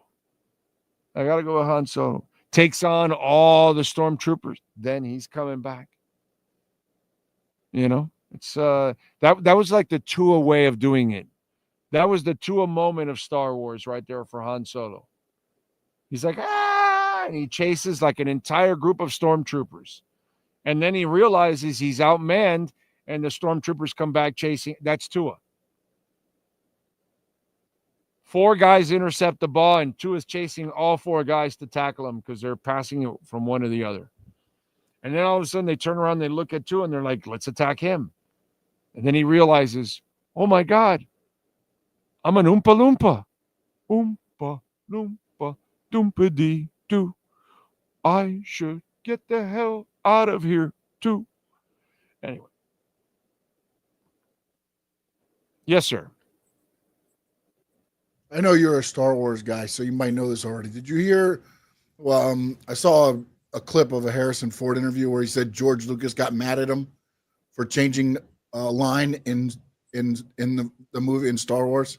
Oh no, what was it? Or, no? I can't remember which one it was, but it was when Princess Leia is talking to Han Solo and he goes, she says, "I love you," and Han Solo looks back at her and goes, "I know."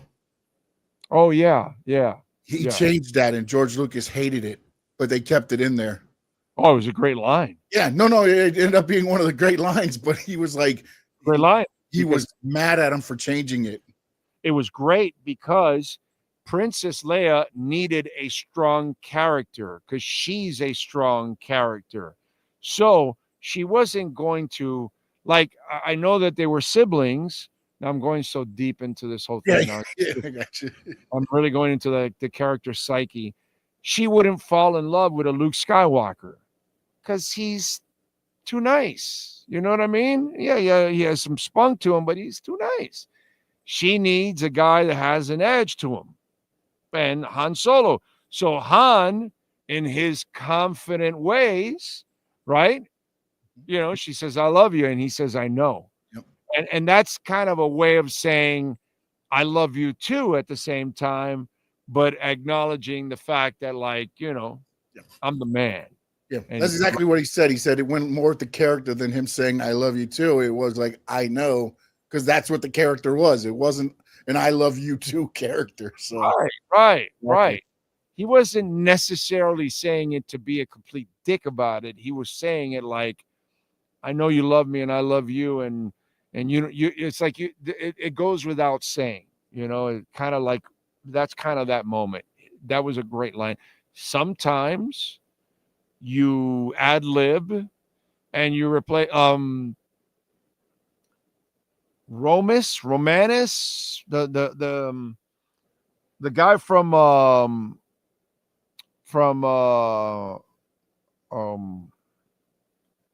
Fast Times at Ridgemont High, the guy that sold the concert tickets,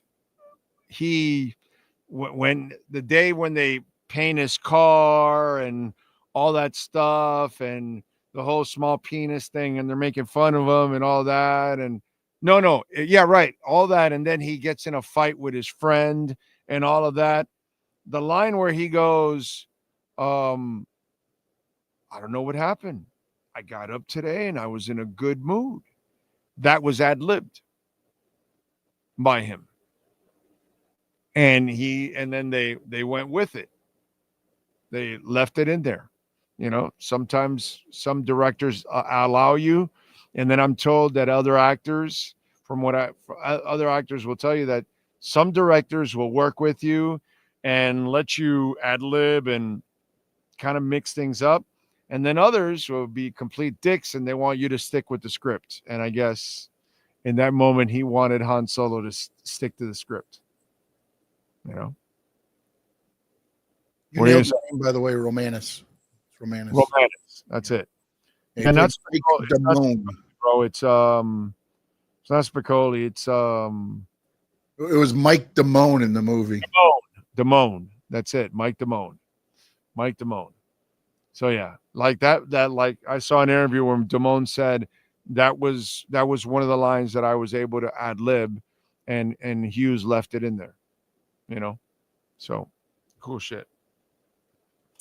Anyway, what else do we have going on in the world of sports and entertainment and life? And we see the damn what's it called, the blackout there for these countries. That's crazy shit. That's got to be some kind of a hack. Anyway, appreciate all of you out there. I thank, of course, the great Sean Stanley, always getting it done. If you hit the like button, thank you. Before you go, please hit the like button. We'd appreciate it immensely. It gets the algorithms going, and share the show and all that good stuff. Follow us on Twitter at Big O Show. Seems like I froze there, huh? How long ago did I freeze? It must be your tablet. You're good on the screen. It's not frozen. Okay. Yeah. It's not frozen. Okay. All right. Thank God. Anyway, so thanks to Sean Stanley. Thanks to all of you out there. As always, please hit the like button before you go. It's really important. And, of course, visit our amazing sponsors. They're the reasons why we're here every single day. So thank you all out there. We shall see you tomorrow morning. Same time, same place, same bat channel.